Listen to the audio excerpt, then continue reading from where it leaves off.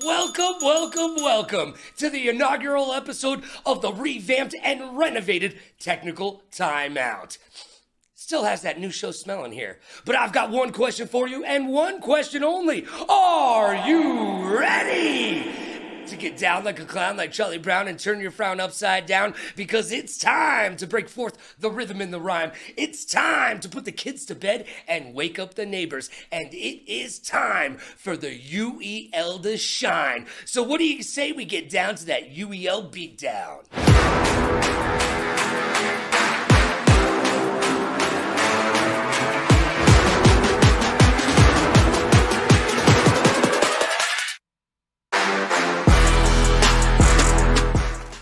I'm Logan Summit, and you're not. I'm formerly of ESPN, now dropping gravitas and knowledge bombs all over your earballs and eye drums like Missile Command made the wheel. So buckle up, because you've never been on a ride like this before, with a host who can rap and control the maestro and at the same time kick it all prime.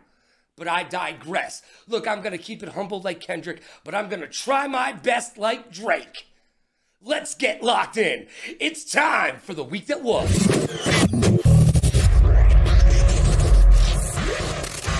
Life moves pretty fast, and if you don't stop and look around, you could miss it. If you've ever needed an excuse to visit Saudi Arabia, this was your weekend. The Esports Awards were held on Saturday in Riyadh, Saudi Arabia, in conjunction with the Esports World Cup. But don't worry, folks, don't worry. They plan on holding another Esports Awards event here stateside in Los Angeles. Not the City of Angels, by the way. Just wanted you to know. They never hold these things in Cleveland or Milwaukee. I wonder why. As I previously mentioned, the Esports World Cup closing ceremonies were on Sunday in Saudi Arabia. Champions were crowned. Shout out to FaZe Atlanta. Stevie Aoki and Kid Cudi were there cutting it up. On the ones and twos, the wheels of steel, all that nonsense. I'm sure somebody got a freaking cake in the face. P. Diddy wasn't able to attend. Go figure.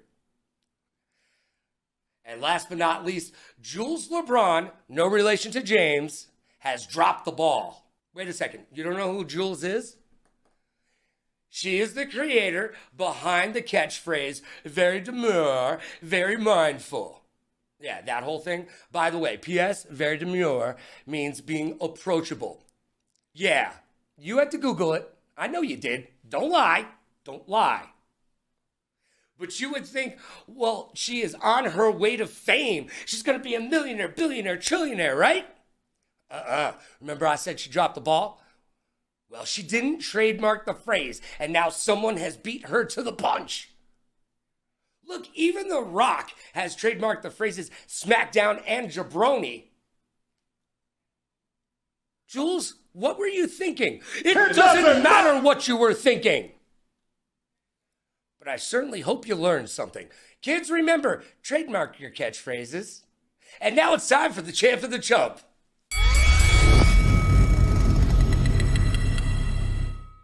It's time for the best and worst from the week that was. The champ and the chump. Let's get to some highlights, shall we? Oh, yeah. The champ and the chump is brought to you by G Fuel. Go to gfuel.com and use code Logan to save up to 50%.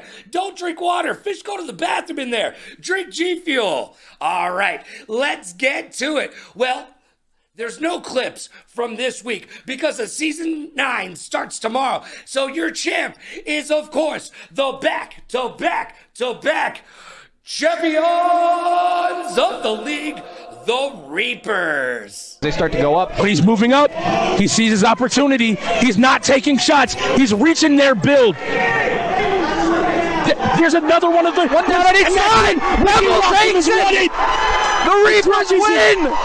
And as your Reapers are the champions, then that must make the Old Moon, New Moon, a.k.a. the New Look Cyclones, be the chumps. Richie said, this is my game. I took yours and I'm taking mine. There he is. Young go. That's right, Ricky Rock'em Sock'em, a.k.a. Pebbles. Oh, Ricky, you're so fine. You're so fine, you blow my mind. Hey, Ricky, what? Hey, Ricky, what? Getting it done for the Reapers, bringing it home. And the Reapers Will they be able to four-peat? I don't know, but I'll tell you right now, I'm taking out a trademark on the word four-peat. And that's the champ and the chump. The best and worst from the week that was. Now let's get to issues. Maybe we should talk about this in private. It's time for issues. Brought to you by Newer. Visit Newer.com and use code Logan to save 20% off of all your creator needs and wants. Oh yeah, man. It's pro gear at amateur pricing. I'm using it in this very studio right now. So do yourself a favor. If you're a content creator, get over to Newer.com and use code Logan. All right, issues is where we will discuss news, rumors, trades, and maybe even do a little bit of that trash talking. Today, there's not too much to talk about because season number 9 will start tomorrow. The race for $1 million begins mañana. But some things have happened, so let's dive in, shall we? The UEL has gone international. Oh yeah, baby. They've moved into their new digs and have a brand new arena in Virginia. Oh yeah, it's getting powered up this week. But they also announced brand new hubs in cities like Detroit, LA, Dallas, Raleigh, and then even dropped the big bomb that we've now opened up a hub in Nigeria, Africa. That's right, we are truly international. Can't stop, won't stop. The UEL is growing like a weed in concrete. You'll love to see it. Well, there's only one trade we want to talk about from the offseason. It's the only trade that anyone in the UEL is talking about. The New Look, New Moon, a.k.a. the Cyclones, and the very brand spanking new Blaze. All right, so here's the deal. Have you seen this trade? It's a little crazy. It's a head scratcher. Let's just put it this way. The Cyclones needed players, okay, after they released their entire roster. But they got panicked at the disco and made a ruh-roh mistake. Because from where I'm standing, this was a rash decision from everyone except the Blaze. The Cyclones received silver, but gave up everything but the kitchen sink. Look, silver's an ace at fighting games, but has proven to be a liability everywhere else on the wheel. So to get silver, 50 Cal gave Hollywood their first pick season 11, their second pick season 10, and even a fourth pick season 11 as well. So, they're good with fighters this season, sure. All right, I get that. But there's no foresight in this transaction. We have no idea where we will be in season 10, let alone season 11. That's a long ways away. We could be playing UEL on the moon. Gonna need some fresh Yeezys for that. I'm just saying, this isn't the NFL where the teams in the league are set in their ways. We know where they're going. No. This league has grown exponentially from season 8 to season 9, and here we are at a $1 million prize pool. So 2 seasons away to give up a first-round draft pick? Come on. I will be there at season 11 at the draft. And I will go over to 50 Cal with a wireless microphone in my hand, and I will poke that microphone in his face. And I will say, big day today, 50. Any regrets? And I'm pretty sure there's going to be more regrets than Britney Spears' followers on Instagram. I'm just saying. That trade was bad. Let's move on. Look, there's a rumor floating around the front office that the off-air tension between once teammates and ex-besties, the Cat and Hollywood, is coming to a head. And the league feels like they might have to step in. They're going to get involved one way or the other. And the UEL is looking to have the 2 former teammates go into arbitration with the likes of Dr. Phil. Well, maybe the Philmeister can get these 2 to discuss their feelings and hug it out, but I doubt it. Another issue that I have, the Old Moon turned Cyclones have yet to give the viewers and the league an explanation of why Chicken Tech was made to be baby in the corner and to sit alone like Tory Lanez at prom night at the finals. They were literally picked up just in free agency just to beat the Reapers. That's what they were there for. But they sat on the bench like a troubled child. And we have no explanation for why. Neither Chicken Tech has told us, the team hasn't told us, and the league has asked but haven't gotten the answers. I believe that we deserve answers. At this point, we just don't know. So you know what? Knowing's half the battle, and I'm going to need a little bit of info, please. Need the info. At the end of the day, Chicken Tech for season 10 got in his 87 Stingray and said, I'm on my way. And he landed with Click as their top 1-tier player. So to recap, New Moon, aka the Cyclones, sat a tier 1 player in the finals and lost. Inquiring minds want to know, we deserve an explanation. And now it's time for 5 questions.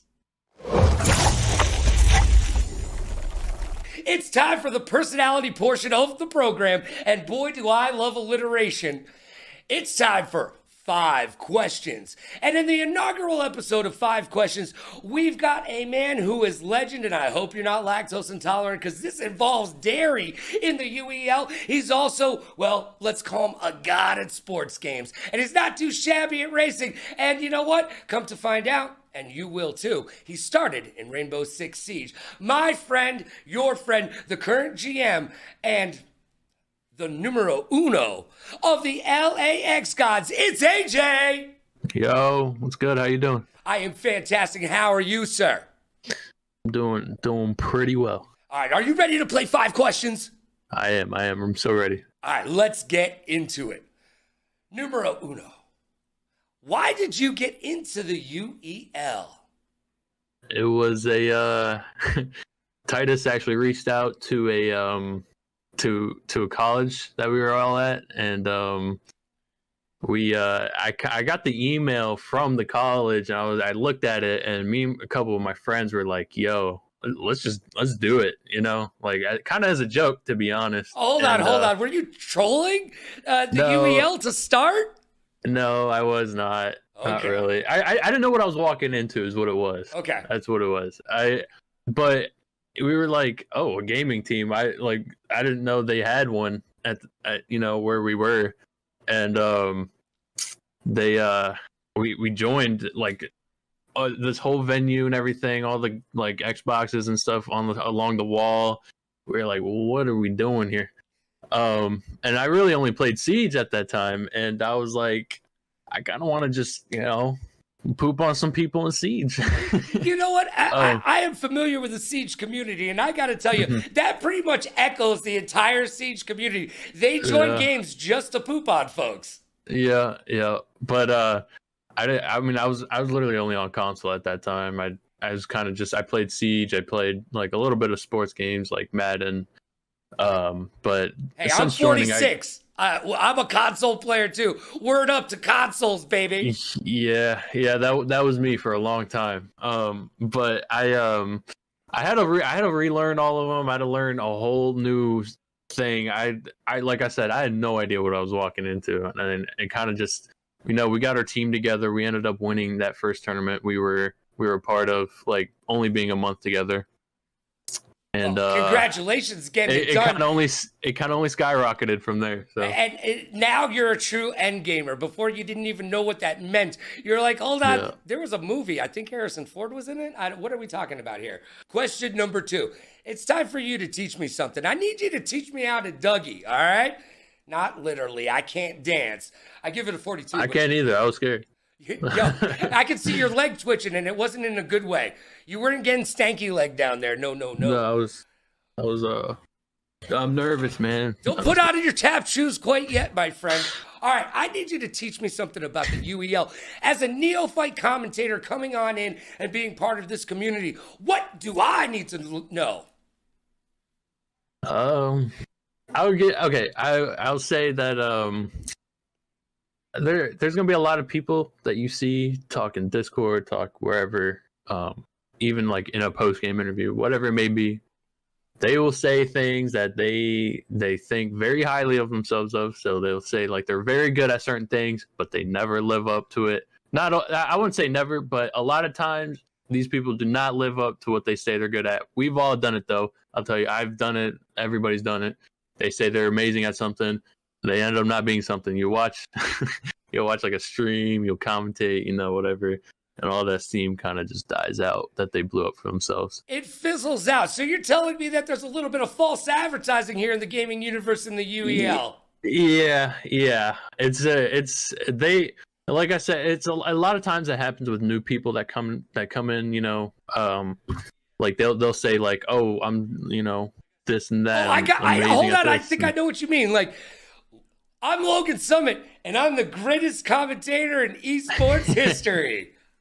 Yeah, and then we realize you're off. No, I'm just kidding. But yeah, it's like that'll happen a lot. And like, if you're commentating something, you like all you know about them, you haven't seen them play, and all you've heard, you know, just be prepared that you might not see the best gameplay from them. All right, that you expect. All right, I'll keep my eyes open. Question number 3: I drop you on an island. Fortunately for you, there's a console on this island. What's the one game you want to play for the rest of your life? Doesn't have to be on the wheel. It can be any game, but you only can play one for the rest of your life. What is it? It'd have to be Minecraft. All right. How old are you? At least you didn't say Roblox. Yeah, I'm 22. So yeah, Minecraft. Yeah, okay. So Minecraft. I like endless creativity. I don't have the greatest creativity, but you can do like whatever in that game. And like that game's gonna last forever. I think that would probably be the game that I choose. All right, see, I'm 46, so Minecraft came out when I was like in my 20s or whatever. I miss Minecraft. I can actually say, well, I don't want to say it, but yeah, I might not have ever played Minecraft. I might not have ever You're missing out. Not once turned on Minecraft. I cannot lie. You're missing out. I don't know what I'm missing out on. It's like, okay, well, I mean, you can build anything. You can explore forever and ever and ever. There's a lot of monsters and stuff you can kill. You can do basically anything that your mind that you can create in your mind. You can put into a reality in the game of Minecraft. And you know what? That does make it want to live on forever. So I totally get that answer. Minecraft, if you can think it, you can put it into play in Minecraft in some way, right? If I'm on that island, I can recreate the island. Oh, maybe you could make a bigger island. The only problem is you can't get any water from Minecraft. Yeah. So you might die on that island, but it's gonna be a good 2 weeks of gaming, bro. Yeah, the 2-week Minecraft phase. Yep. Number 4, I need you to take out the mirror. Let's take out the mirror. This is gonna be one of the hardest questions anybody's gonna ask you all day long. Look in that mirror, give yourself a nice hard look in the face, and tell me what's one thing that you can improve on. In life or like in the league? You know what? Give me both. Okay. I say in life, laziness. That's definitely something like more. I need to be more determined to do things. Don't be lethargic, kids. Yeah, I definitely need to work on that. But I started off today. I made my bed for this over this blanket here, but I made my bed a little bit. Look at you, you're a grown man today and everything. Props to you. Yeah. In the league, I mean the same thing for the league. Really, I just gotta be more determined to learn certain things and kind of just put more time into things that need to be filled, like different holes that need to be filled for the team. You know, I got to be more determined to cover that. You know what I mean? Well, you know what's funny is when I ask this question to most people who are on teams, the number one answer, bar none, is always communication. Yeah, that's also something I need to work on as well. I came from a really good team that was really good at communication, and I feel like I did pretty good there, and I learned a lot from them. And now it's my time. I really gotta take what I learned, take whatever from them, and implement it, and be like the main communication person Well, yeah. Whatever it is. It's AJ's time to shine, and you're the GM. Yeah. So the communicative aspect of your job, not just as a player, as the tier one, but because you got to be a leader in that aspect as well. Yeah. But you are the leader on the team, whether you like it or not, in a bunch of ways. So it's up to you to set those guidelines and let the rest of the team know, hey, this is how we play. Yep. It's definitely going to be a learning curve. It's going to be some obstacles to go through, but it's going to be fun. It's all part of the process. It is part of the process of going from a gamer to a pro and from a pro to an end gamer. Because there is a difference between a pro gamer and an end gamer. And if you know, now you know. All right. Yeah. Question number 5. This is where we get serious. This is going to get serious, man. I need you to... Serious face. Drake or Kendrick? Listen. I see this that. vinyl right here? I see some vinyl over there. Is that Kendrick Lamar? That is Kendrick Lamar. All right, so you're going to pick Kendrick? I go with Drake, though. Oh, what? Hold on. You flipped it up and around. You came to get down, so get out your seat and jump around. Listen, no. You're like crisscross over there. I like them both, to be honest. Okay. But like a personal choice, I definitely have to go with Drake, due to his versatility. Probably. Listen, the whole beef thing, I don't care about. I really do not care about the beef. I really don't. I know like they probably sat there and they made tons of money off of it. Yeah, let's be honest, AJ. Yeah, that wasn't a beef between them. That was a beef between two publicists at happy hour at a bar. Okay, that's all that was. Yep. It got them a lot of money, so I don't think they care about the beef either. But like personal preference, I definitely have to go with Drake. If I go on my Spotify, I don't have many playlists. I go off like albums and stuff, whatever I'm feeling for the day. A lot of them are Drake ones that are downloaded. He ran the 2010s. I mean, we can talk. I mean, he's in the GOAT conversation, to be honest. But let me step back for a second. That's a strong statement, my friend. But that's for a different day. Yeah. But Kendrick is also very good. He has some really good songs. Drake, you said he's more versatile, right? He can sing, he can dance, he can act. He's Canadian. Yeah. I mean, you saw him in Degrassi. I mean, that's top class acting right there. But but yeah, he can sing and rap as well. Like he's very versatile, and he's very good at both of those things. And hopefully the UEL world will be yours. And the X-Gods world as well this season number 9 coming up tomorrow. Yo, $1 million on the line, AJ. Woo! Are you excited for season 9?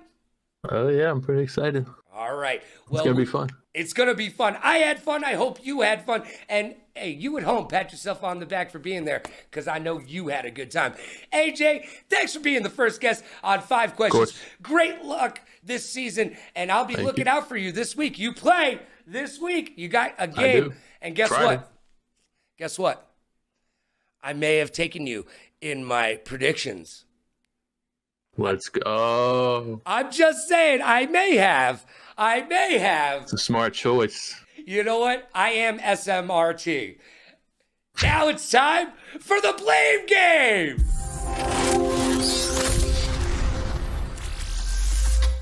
Welcome to the Blame Game. That's right, you asked for it, and ask and you shall receive. It's an oldie but a goodie. We're bringing it back to Cali, because I left my wallet in El Segundo.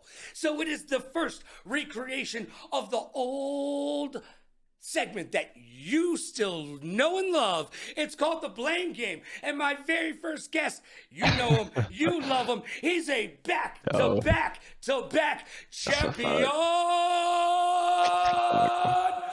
the league. And your season 8 MVP. What's up, Cat? What's going on, man? How you doing? I am fantastic. But I got bad news for you. You're not going to be fantastic anymore, because you know what clip we're going to watch? You know how you're playing the Blame Game, baby? Well, we're going back to last year. Right. And you know what? You won. So it's all good, fond memories, right?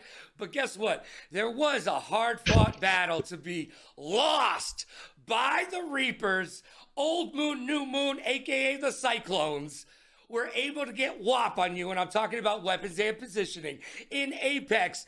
And let's take a look at that right now. I do not like that. I do not like climbing out the bubble when you have the push into the building. Yep. Push for the team. Really Push for brave the shots team. here. Push for the team. Okay. As it stands right now, Reapers are on the R301. Jury on the devotion. Push that. Push that. Yes. Yeah. Oh, did not finish. I gotta ask you, does that bring up a bunch of regret, bad memories, or just good feelings? No, at the end of the day that you won that bad boy. Knowing that we won is good feelings. How we lost, I would be pissed that we lost Apex, bro. I was expecting all season to win that. Especially it was X-Ray and Pip-Boy and Jury. I mean, we had our best 3 in, and they had 2 of their worst in. You're So, supposed to be able to take the shooter from them, right? You're supposed At the to moment, take it. I was pissed. At the time, I was super pissed. All I right. know Hollywood was pissed too. Well, it So, comes I mean, down to who gladly we is to blame. Who do you blame on that? Look, you can't pick yourself. You can't take the Look, easy bro, way out. nah, it's you not can't me. take the easy way out. It's not me. I blame all 3 of them bozos, all right? Number 1, because Ricky is sitting there saying the whole season he's the best on our team at Apex. Rez is saying he's the best on our team. Hollywood saying he's the best on our team at Apex. And in the league, matter of fact, he said he's the best at it. So I blame all 3 of them. But Hollywood, at least, he was trying to IGL, but I don't know what the hell happened that game. He said everybody inside the building. Next thing you know, we lost the game, bro. Oh, So man. It's... I got So you're blaming all 3 of them, but Oh, you're man. saying, you know what, at the end of the day, ex-teammate, ex-friend, Hey, man. now GM of the Blaze. Hey, man. Yo, Nah. it's Hollywood. In It's big all 3 lights. of them, man. All right, It's all 3 of them, All but 3 of them are to blame. Well, Hollywood be screaming at me, so I gotta scream at him, man. So all right, well, good luck this season. Let's see if you can get to win number 4. Thank you for joining me. Oh, yeah. It We're is coming for the it, bro. number 1, your tier We're coming 1 for it, player baby. from the Reapers, baby. It's the Cat.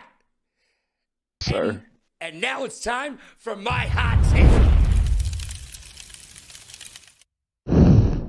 It's time for Hot Take. Hot Take is brought to you by Newhouse. Visit newhouse.com and use code LoganRadioRocks to save money on all of your home and office furniture needs. All right, each week here on Technical Timeout, I'm going to give you my hot take. As if it wasn't enough, you've been listening to my opinion all show long. Well, let's get into it. And just to prove to you that this is just a stream of consciousness, I'm not reading this. I'm going to put on my shades.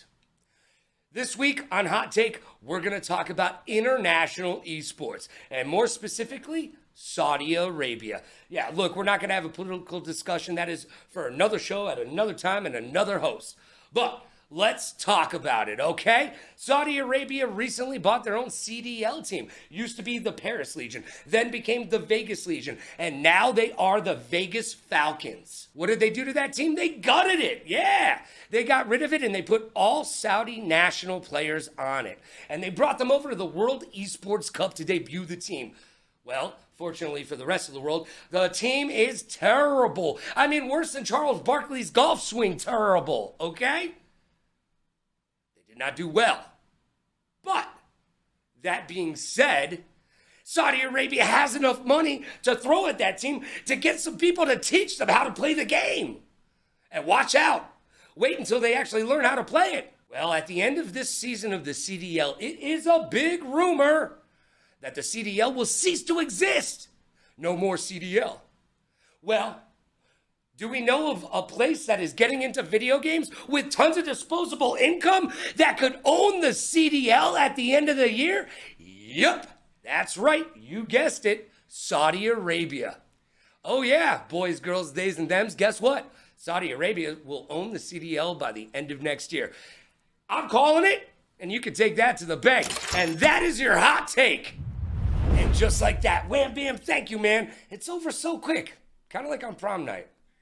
That is Technical Timeout for you. I hope you enjoyed the new show. Can't wait to see you next Wednesday at 6 p.m. Pacific. That's 9 p.m. Eastern. And get excited. Wait for it. Tomorrow it all goes down.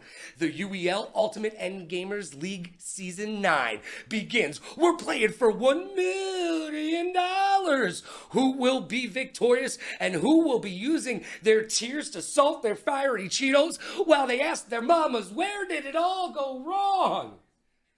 Well, we'll find out starting tomorrow. I'll be with you all season long with Technical Timeout on Wednesdays, and then with you with the broadcast Thursday, Friday, Saturday, Sunday. Oh, you're excited. I'm excited. Like Bob Costa said, feel these nipples.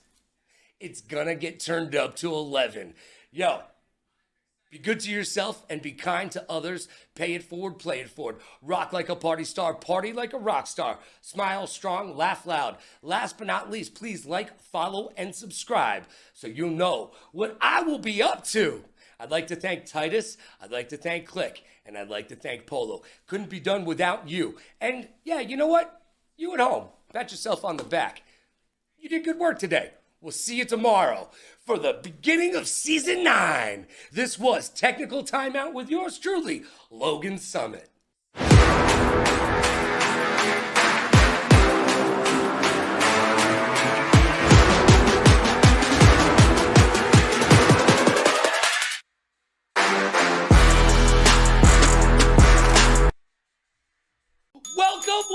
Welcome to the sophomoric episode of Technical Timeout. That's right, week 1 of the UEL Season 9 is done, and the race for $1 million continues mañana. One and done, hit it and quit it? No, I think not. We're the UEL. We're in it for the long haul. We want to hold hands and take long walks on the beach, baby. There were winners and there were losers. Week 1, just like in any competition, because they were looking down the barrel of a gun, son of a gun, son of a what, son of a who, son of a you, getting paid, getting rich. Boo! Like Haley the Hawk Tua girl, I'm gonna change your life one loogie at a time.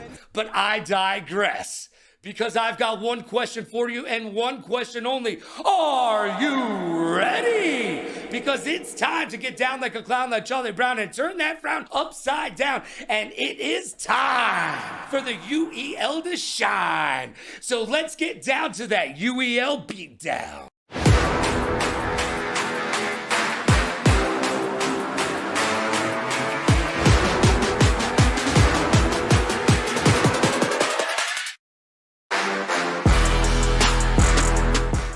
Summit, and contrary to popular belief, I am not the one who brought the potato salad with the raisins in it to the barbecue. I did not do that, I swear. Let's get locked in.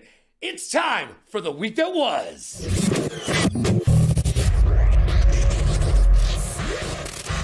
And now it's time for the week that was. Life moves pretty fast. If you don't stop and look around, you could miss it. The ESL has banned SnapTap from Pro Tour events. Both Razer and Wooding have released keyboards with a SnapTap feature. Sounds dirty, doesn't it? Yeah, a little bit. SnapTap essentially grants the user cheat-like abilities when counter-strafing in FPS games like CSGO and Valorant. So, UEL players, get out there and grab your SnapTap keyboard before the Kenny powers that be here at the UEL ban it. Hey, close that Amazon app. You cheater. I was just joking. Caught you. As we mentioned in the last episode, the Esports World Cup threw down recently, but so did the Valorant World Championships. Don't you want to know who took the esports cake and was crowned the prom queen by the viewers? I thought you would. Let's break down some numbers. While the EWC toted 19 games played, only 4 of those games had a peak viewership over 500,000, while 14 of those games only maxed out at 100K. Boo-hoo-hoo. While the New Kids on the Block, No Relation, had a peak viewership of over 1.4 million viewers. And that's the Valorant Championships for you. Ooh, getting it done. Somebody was bigger. And finally, Boeing, the airline you're most likely to send your in-laws on over Thanksgiving, was in the news once again. Yep, as if it wasn't bad enough, you paid tons of money to get stuck in space for an extra month longer than expected. This Airbnb from hell has a strange banging sound coming from the Starliner. Nothing like loud, scary noises coming from your floating space coffin while you're waiting for your pee to recycle into water so you can make your spot of afternoon tea. And now it's time for the Champ and Chump. And now it's time for the best and the worst from the week that was. The Champ and the Chump. That's right, give me some of those highlights. The Champ and the Chump is brought to you by G Fuel. Don't drink water. Fish basically use it as their public bathroom. Drink G Fuel. Go to gfuel.com right now and use code Logan. Save yourself tons and tons of cash. The champ this week is none other than Nexus from the X Gods, beating out the fighting game GOAT Chris G, and then going on to finish off Kenna to secure the first win of the first game of their very first match of season 9. That set a tone that said something like, "You can't come in here until you do the truffle shuffle, Shoguns." I heard him out. Oh, he just said it's done. He's swinging. He's looking for it. Oh, parried again. He's going to say, another He's parry. Out of stamina. He's out of stamina. He's going to do it. He's going to do it. The Shogun has fallen. And that just proves to you, on any given day, you could die by the blade. And now it's time for the Chump. Sad face. The Chump goes to the Ghosts. Boo. That's right. The Ghosts allowed rookie sensation from the Reapers, Midnight, to sweep them in a Street Fighter 6 bonanza. That was just sweet. Midnight with a rookie sweep! With a rookie sweep! With a rookie sweep! The Ghosts were ghastly in their first outing, allowing the rookie to take them for a walk and then hand them a broom and tell them, "Clean up after yourself, why don't you?" However, that made up for Midnight shutting his game off in the middle of the match during Need for Speed. That was very chumpy, young man. And that was the Champ and the Chump. Now it's time to discuss our feelings. We've got issues. Maybe we should talk about this in private.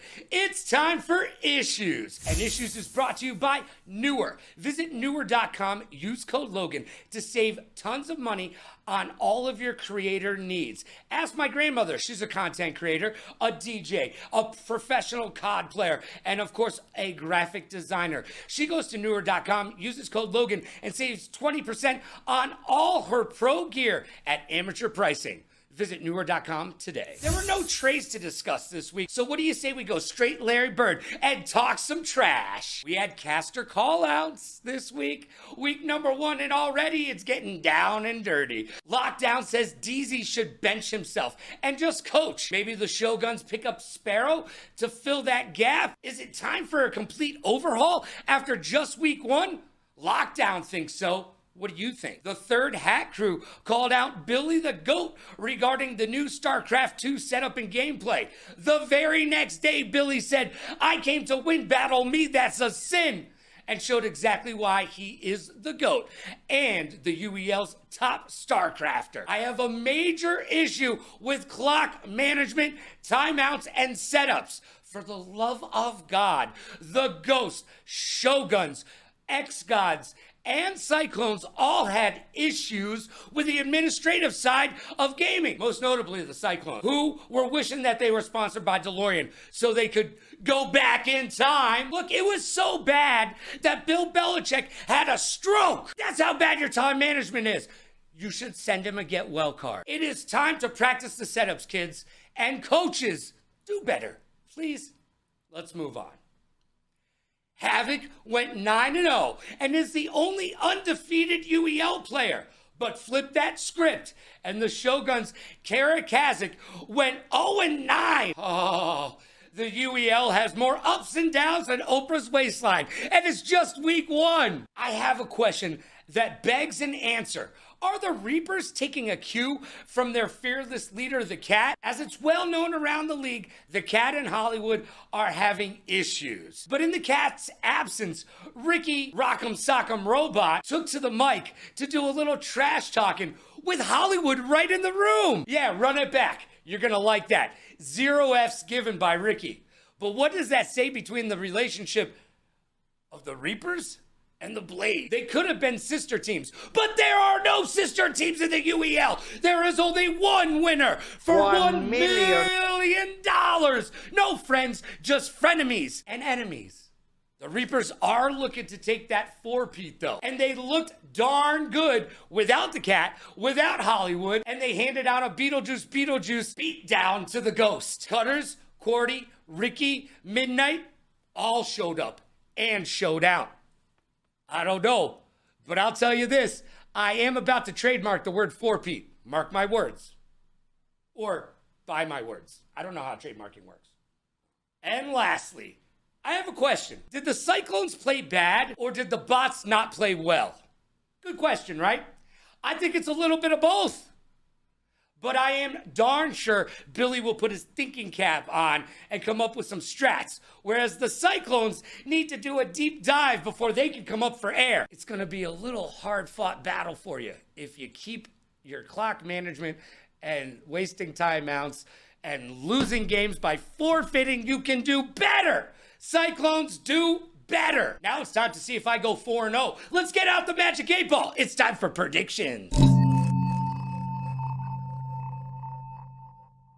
And now it's time to get on our Magic 8 Ball and make some predictions. First off this week, Thursday night, we've got the LAX Gods. They're 1-0, going against the brand spanking new, take your shoes off before you enter, because don't you want to get dirt on the carpet, Blaze. Oh, the LAX Gods looked very good the other day. AJ showing up, Havoc was there, and even the young gun, Sin, contributed to the party. Whereas even though the Blaze have one of the top 2 players in the entire league, Hollywood behind the wheel, they've got their work cut out for them. They're not proven. I want to see if they've got the chemistry to make it work. Until then, I'm taking the X Gods, and so should you. Next up, we've got the back-to-back champions of the league, and they're 1-0 in Season 9, going up against the 0-0 Wolves.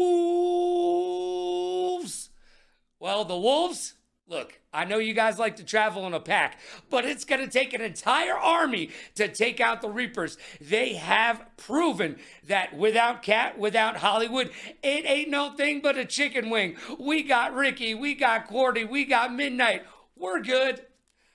The Reapers are going for numero 4, and this is just going to be another win, another notch on the post, if you will. Reapers are taking this one. And on Saturday night, we've got the Ravens versus the Bots. The Ravens are 0-0 unproven, whereas the Bots are 1-0. However, they didn't look stellar out of the gates. Well, the Ravens have Exile, and will he bring some of that nasty Easter game juju to the Ravens? I certainly hope not. And so does Edgar Allan Poe, because he's written some sad stories. Will this season be a happy one or another sad one? Well, the Bots are in their way, and if I know anything about the GOAT, he is not going to let the Bots sit on their laurels. No, he's going to put the brain to work. I can hear the hamster wheel turning. The Bots are going to take this. They'll make the adjustments that they need to, and they'll come out on top, because Billy the Goat said so. And my match of the week, the Sunday matchup, sees the 0-0 unproven Click versus the 1-0 Bandits. Well, hopefully we won't have a hangover from Chicken Tech from the finals, where he was made to be a wolf pack of one. Hopefully they've gotten over that whole fiasco, and they're ready to get back to their winning ways. Now the Bandits, they won. They're 1-0. But they played the Paladins. And the Paladins, they were in a different place on a different playground playing a different game the other day. So the Bandits, I don't know. They showed that they can get a win, but not against a very good team. Whereas I think the Click's got this. So I'm taking the Click. And those are my predictions. Let's find out. Hey, Magic 8 Ball, how'd I do this week? You may rely on it. I don't know what that means. Better than no. Look, I've got questions, and hopefully you've got answers. It's time for 5 questions. And on this edition of Technical Timeout, I am graced and blessed to be in the presence of one of the GOATs of the UEL. I'm going to go, without a doubt, top 3, but we'll discuss that in just a little bit. I've got the GM, the owner, and the tier 1 player of the Blaze. It's Hollywood, baby. Hello. Thank you for the opportunity to be on the show with the GOAT commentator that we have in the league, Logan Summit. I'm excited to be on Technical Timeout, and I'm excited to see what you got for me today. All right, let's start it off with a hard one, man. We got to turn the mirror on you. Look, you have had a lot of professional ups from where I'm standing, but I need you to tell us all about your biggest professional disappointment. Is this regarding UEL or UEL? Okay, yeah. I mean, I'd probably say, we were never perfect. We were never a perfect team like Karma was in the past seasons, or Eclipse, or New Moon. All 3 of those were the same team. So we were never as perfect as them. So we would lose a game or 2 in the regular season, which was pretty disappointing. But we'd always come back and win in the finals. All right, but so I would say you want to be the Dolphins, baby. You want to go undefeated season, right? 100%. Yeah, like I was very disappointed my first game ever coming into season 5, and we actually versed Karma, aka Eclipse, aka New Moon, my first game. And coming into that game, I knew that we were better than them, but I knew that we couldn't prove it yet until we had more practice as a team. So I was very disappointed when we lost. Well, the great John Wooden said, perfect practice makes perfect. So hopefully the Blaze can be that perfect season for you. Let's move on. Question number 2. All right, I met her just the other day. Her real name's Haley, and I feel like you follow her on social media. Do you follow the Hawk Tour girl? I don't know if I follow her, but I see a lot of posts of her. I might follow her on TikTok, but I'm not sure about Instagram and stuff. All right. Well, she's just trying to make the world a better place, one loogie at a time. Very, very, very nice girl from a very small town in Tennessee. She's getting her 15 minutes, and she's trying to do the best with it. All right. Number 3. This one's going to hit you hard where it counts, okay? Can you really win the UEL championship this season in the inaugural season with the Blaze? Can you do it? I think as long as we put in the work that we have been putting in, as long as we consistently get better every week, I think we can. I think I have some of the best rookies in the whole draft, and we have the perfect organization of team where we have a fighting game player, a sports game player, and everybody plays the team games. So I think with how our roster is rounded out, I think as long as we continue to get better, I think we can beat them. Anybody. That's right. Napkin for MVP, right? I heard that come out of your mouth on Inside the Wheel. And hey, also said on Inside the Wheel, I'm looking for you to be the MVP, because if you can get the Blaze to the playoffs or beyond, I say you have ran up that hill full steam, baby, and you've done your job as a GM, an owner, a coach, and a tier 1, because it's all in your hands as far as I can see it. You're in control of this ship, and I can't wait to see how Season 9 goes for you. Moving right along. Now we're going to get into an interesting conversation. This is different because it definitely changes from generation to generation. I got to ask, is it LeBron or Michael Jordan? MJ or LeBron, baby? Hey, I'm going LeBron. I like MJ a lot. I think he's the GOAT, but he's the GOAT before the GOAT came in. As soon as when LeBron came in, and the longevity and all the records he has broken, I don't care how long he's been in the league, longer than Jordan. I don't care about the finals records. He is the best NBA player ever. Oh my gosh. All right, LeBron. Look, I'm an MJ guy, but that's because I am old. I am so old. Look, I have to just for men this more than I'd like to admit to. And the last question of 5 questions, the 5th question. Let's get real for a second, brother. Titus gives me a UEL team. And by the way, that team would be called the Summits. That's fire, actually. Yeah, that's I like fire, that. right? And I've got my draft picks, and I can either take the Cat or I can take Hollywood. Who's my GOAT, baby? Who's my GOAT? Hey, you better pick me because I'm going to be there longer than he will be. Oh, He said he's here until it starts getting a little difficult, and then he's going to take the backseat and be an owner. I'm here to compete my whole life. So if you want a long-lasting player and owner and GM, I'm the guy to do it for you. I love that. You know what? Cat's off in China somewhere while you're there playing and practicing and getting it done. All right, that was 5 questions, but hold on. I've got a 6th question to sneak in here. Yo, the other day when the Reapers were playing Ricky Yosefania blew my mind. Hey, Ricky Rock'em Sock'em, while you were in the room, took to the microphone to say, the Reapers didn't need you. Do you have any words for Ricky Rock'em Sock'em and the Reapers this season? I didn't even hear that. So it must have been probably when they took him for that interview. It was. Yeah. I mean, they didn't need me that game, apparently. I mean, I know the Ghosts are bad, but I didn't know they were that bad. But I think when it comes down to crunch time, if my team continues to improve, when they have to verse the Click, when the Bots or Ravens make it into the finals, if it's not us, you're going to need somebody to help carry you in half the game. So. Ooh, and you know what? Hollywood has been doing his back exercises. He's been doing lat pull downs, and he's ready to carry the Blaze on to victory. Hollywood, thank you for being here, and I wish you nothing but the best of luck in season 9 and your race for $1 million. And now it's time for the blame game. It's time for the segment you asked for, and ask and you shall receive. It's time to play the blame game. And this week's guest is your friend and mine. He's from the Shotguns, as Hollywood would have you say, but you know him as the Florida Shoguns, baby. It's Yes, my sir. main man, DZ. What's going on, sir? How you doing, Logan? I am absolutely fantastic, but I wake up like that. Now, are you ready to play the blame game? Hey, I'm trying to see who I'm gonna blame today. Let's go. Well, you know the rules, but you don't know what we're going to see. And man, I got to tell you, I might be a neophyte in this league, but there is a meta on certain games, and you got to pick to play, and you got to play within that meta. And I'll tell you, there is a meta on Wreckfest, and Yes. the Shoguns went against it. Let's check out that clip. X-Gods, are you going the other way? Oh, He's going around. Kark Kaz Isaac, is about to be Zick. done already. One's gone. All right, Zick, why are we picking cars?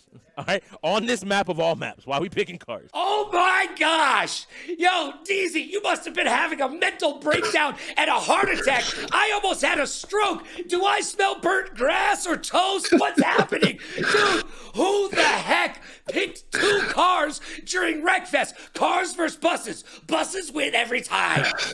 Dude, you smell burnt rubber, not burnt grass. I love it. I love it. Now, looking at that clip, looking at your team, I need to know, you can't blame yourself, but who from the Shoguns is to blame? You know what? I blame the game. Uh-oh. It's the blame game. I'm blaming the game. They say don't hate the player, hate the game. So I'm hating the game. Okay. So we try to have one car, right? Yeah. One racer, just in case, we need somebody to just get the points. But my player, Kark Isaac, he chose a bus, and in the game, he was a car. What's up with that? Yeah. Wreckfest, come on. Let me know. I don't know. I think you're going to have to talk to Pixar about that. It sounds like they know what's Pixar. going on. I'm just saying. Look, I blame Black Diamond. I blame Black Diamond. No, I can't do that. Black Diamond has been in the league long enough where he should have spoke up and said, yo, bro, cars? Really, cars? Like, you know what? I don't think he was paying attention. I think he was more focused on the next game and like the strategy of the lineup coming up and not on the game at hand, because Wreckfest is weird 50-50 game. Anybody can win that. Yo, any given Sunday, anyone can win at Wreckfest, right? Exactly. All right. You know what? I'll take it. Great answer. I know. Great answer. Yo, you pat yourself on the back. You did good work. But I've got Thank you, another thank you. question for you, man.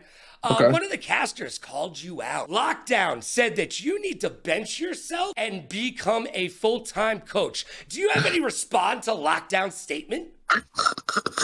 Everybody knows how comedic that is, because Titus beat Lockdown actually to make him become a coach / commentator. Yo, Titus put Lockdown into lock with a beatdown, and now he's regulated to talking about games instead of playing them?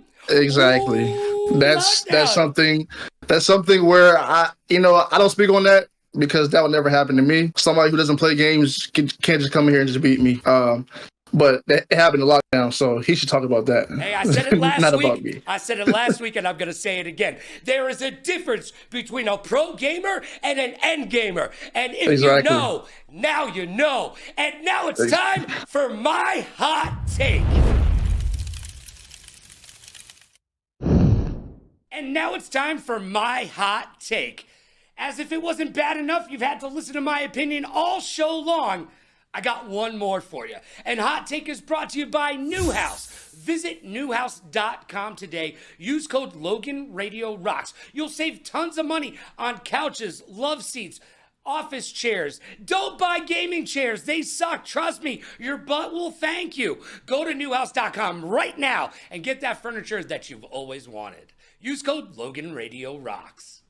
Each week on Hot Take, I'm going to give you my opinion on something that's bothering me. And to prove to you that it's just a stream of consciousness, I'm going to throw on my shade. Now, originally, I wanted to talk to you about this girl who called me old the other day, but that will have to wait for another week. She might not be wrong. But we will get into that because this week I am upset that the tier ones did not show up. Well, some of you did, but some of you did not. LA, Chris G, and Spicy, where were you? All together, they got 8 wins, whereas Jury, AJ, and Billy all averaged about 8 wins each. Those are the tier ones getting it done. The other tier ones just didn't show up. But good news, it's week 1. You still have room to improve. And I know, Chris G, I know you have forgotten more about fighting games than I will ever know about all of video games combined. But you're not a tier 1. Well, not this week. And tier 1s must be confident and competent on all 33 games on the wheel. It's not enough to just be good at your game. That's not enough. How do you expect to be the leader of your team if you don't put the time in on Lumina Rush? Put the time in. And by the way, just so you know, tier 1s, you're expected to win your games. And that goes for the rest of the tiers. You're getting paid to play. Guess what? You're expected to win your games. It's that simple. So tier 1s, it's time to do your due diligence. Sit down.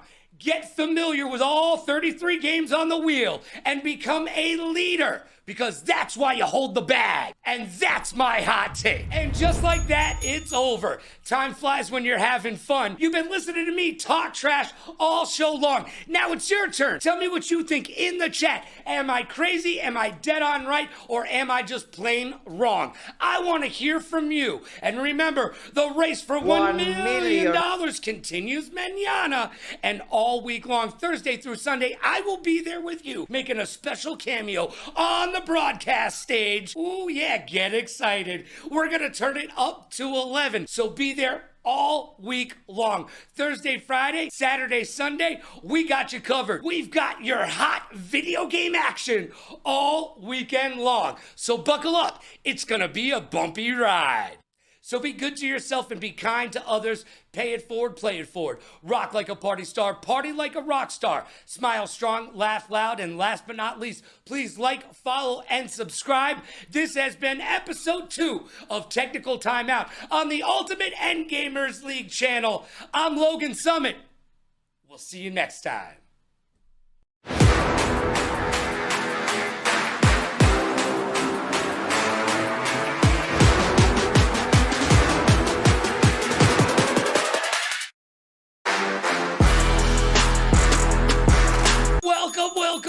welcome to another fun fact-packed episode of Technical Timeout, right here on the Ultimate Endgamers League. Week 2 of Season 9 is done, and the race for $1 million continues tomorrow. But in Week 2, there were winners, and there were whiners. Because right now in the UEL, we've got more blowouts than an 80s high school dance and Bennifer combined. Halo, call me. But that's okay, because here at the UEL, we like to get down like la-di-da-di. We likes to party. We don't cause trouble. We don't bother nobody. We're just some players who won the game. And when we rock upon the game, we rock the game, right? And like Kendrick Lamar's Super Bowl performance this season, I'm going to give you 30 minutes of hot entertainment and action that would humble even Drake. I bet you they do the Super Bowl performance together. Heck, who knows? Maybe even Diddy will be there. No? He won't? Well, maybe they'll do the halftime performance together, like Taylor and Travis. But I digress. I've got one question and one question only. Are you ready? Because it's time to get down like a cloud like Charlie Brown and turn your frown upside down. And it is time for the UEL to shine. So what do you say we get down to that UEL beatdown?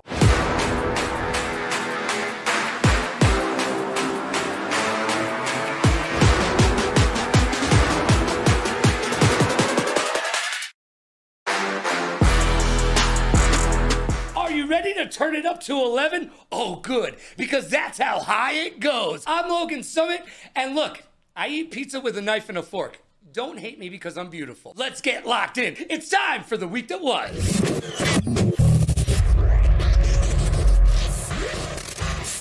Life moves pretty fast, and if you don't stop and look around, you could miss it. There are 3 things I miss because I'm just old. Dragon Ball Z, Power Rangers, and Pokemon. While the latter, Pokemon, is the world's most valuable media franchise, it is also an unspoken esport. Yep, that's right. Did you know you can compete in Scarlet and Violet, Pokemon Unite, and even Pokemon Go? Let's Pokemon Go make some dough! As the Olympics showed us, any video game, even a mobile app, can become an esport. Imagine winning the gold medal in Pokemon. Now imagine having to explain that to your in-laws over Thanksgiving dinner. Nah, I'm good. But guess who's back? Once again.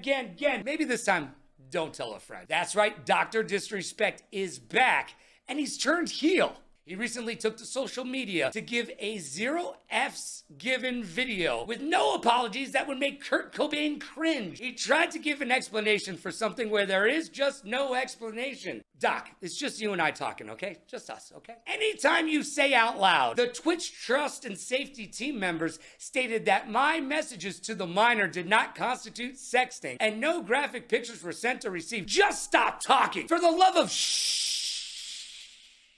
be quiet before you end up having to go door to door in your neighborhood, and you will not be selling Girl Scout cookies, Doc. But let's move on. And finally, Rachel Gunn, aka Ray Gunn, the Olympic breakdancer who went viral for breaking breakdancing. Yeah, you know who I'm talking about. Recently issued an apology to the breaking community. Hey Rachel, what about us? We were the ones forced to watch it. She went 18-0 in 3 rounds, never gaining even a point. Performance included moves like the kangaroo hop and her signature move, the Tyrannosaurus Rex, which is part of the Jurassic portion of her program. It's notably distinctive from the whole Jeff Goldblum chaos theory vibe that it gives out. She did announce, however, she will be starring in the sequel Breakin' 2 Electric Boogaloo, Breakin' 3 Down the Boogaloo, because they call a toilet a... forget it. Skibbity toilet. No, I don't know what it means. And no, I'm not going to Google it. Well, with all the negative attention Ray Gunn has been receiving, she's going to be stepping back from breaking breakdancing, and she's going to need to break into a new hobby. Because there will be no breakdancing at the next Olympics in LA. To be fair, MJ did this in Thriller, and y'all went crazy. I swear, if Crocodile Dundee did it, that would be a viral TikTok dance, and we'd all be doing it. But instead, we get Ray Gunn. Australian for broken. And now it's time for the champ of the chump. And now it's time for the best and the worst from the week that was. Give me those highlights. It's time for the champ and the chump. The champ and the chump is brought to you by G Fuel. All the FaZe kids are doing it. You should too. Go to gfuel.com, use code Logan to save yourself tons of cash. And this week's champ is none other than the Click's Tier 7 Jekyll, who showed up and showed out during their 18-8 win versus the Banditos, who could have used some stinking badges against Jekyll as he led their team with his 11-3 record during the match and this sweet reverse sweep in Valorant. With Jekyll picking up 2 to put his team in a commanding position. It's Jekyll. Jekyll has to swing him. He doesn't know the positioning. It's going to be a teleport in. Is he going to land the shot? He's unable to land a shot. Let's go! Jekyll finally And taps his head. That is Jekyll. I need you to understand. As someone that has played with Jekyll, Jekyll has been in that moment before. And now it's time for the chump. Aw, sad face. This week's chump is Boar. Yes, you, Boar. He got stuck behind a box in Final Stand Ragnarok. And this was more tragic than LeBron James' hairline. Hi, I'm Boar. I'm stuck in a box. I'm in behind a box. I can't get out. I can't help my team. I'm in a box. That's insane. He's actually stuck behind this box. He's not going to be able to contribute to his team anymore if he can't get out of this position. He may have tried to, look at him laughing. He may have tried to jump down from that little ledge that we see up above. Whew, that was tragic. And now, let's talk in private. I've got some issues. And Issues is brought to you by Newer. Are you a content creator? I knew you were. Visit Newer.com, use code Logan to save an additional 20% off all your pro gear at amateur pricing. That's right, an additional 20% off. Visit Newer.com, use code Logan. You'll thank me in the morning. And let's get down and dirty like Jake Paul and Mike Tyson talking trash before their fight. We've got some call-outs. Dictator Chicken said that they would go Bong Cloud on Saturday Trust. Don't know what that means. However, if going Bong Cloud is 4-6, you can keep the cloud. Lucci said Havoc is mid at Lumina Rush, and Havoc and crew are 1-1 with 1 forfeit so far this season. I think it's a little bit better than mid. Do you agree or disagree? Let me know in the comment. Nexus and Cutters have called the Bubbles the most improved player here in the UEL. And as Shakira will tell you, her hips and numbers don't lie. The Bubbles is currently 4-5 and 5-5 this season in their first 2 games. And that screams mediocrity to me. There's still room for some improvement. And that is an understatement. My fellow caster, Strix, said Hollywood needs to come out of his comfort zone and be a better voice and in-game leader. That's the truth, Ruth, and I think Hollywood would agree with you. Look, Hollywood's got his work cut out for him this season, trying to bring the Blaze to the top of the hill, or the summit, if you will. But we'll be watching. If anybody can do it, Hollywood can. The Punisher got punished by Quarty and the Reapers after calling out Fortnite. Don't call out games you're gonna lose. Hey, AJ, you're right. The Reapers were in special form this week. After Bernays' disappointing F1 loss, they turned to him and said, "Welcome to the Shoguns." Talk about team chemistry. But I'll tell you this, don't complain, do the work, or you may show up in one of Damien's videos, you bum. The Reapers also called out the Wolves GM live on air. Yeah, Villain got some. They told him, "You built a stupid team."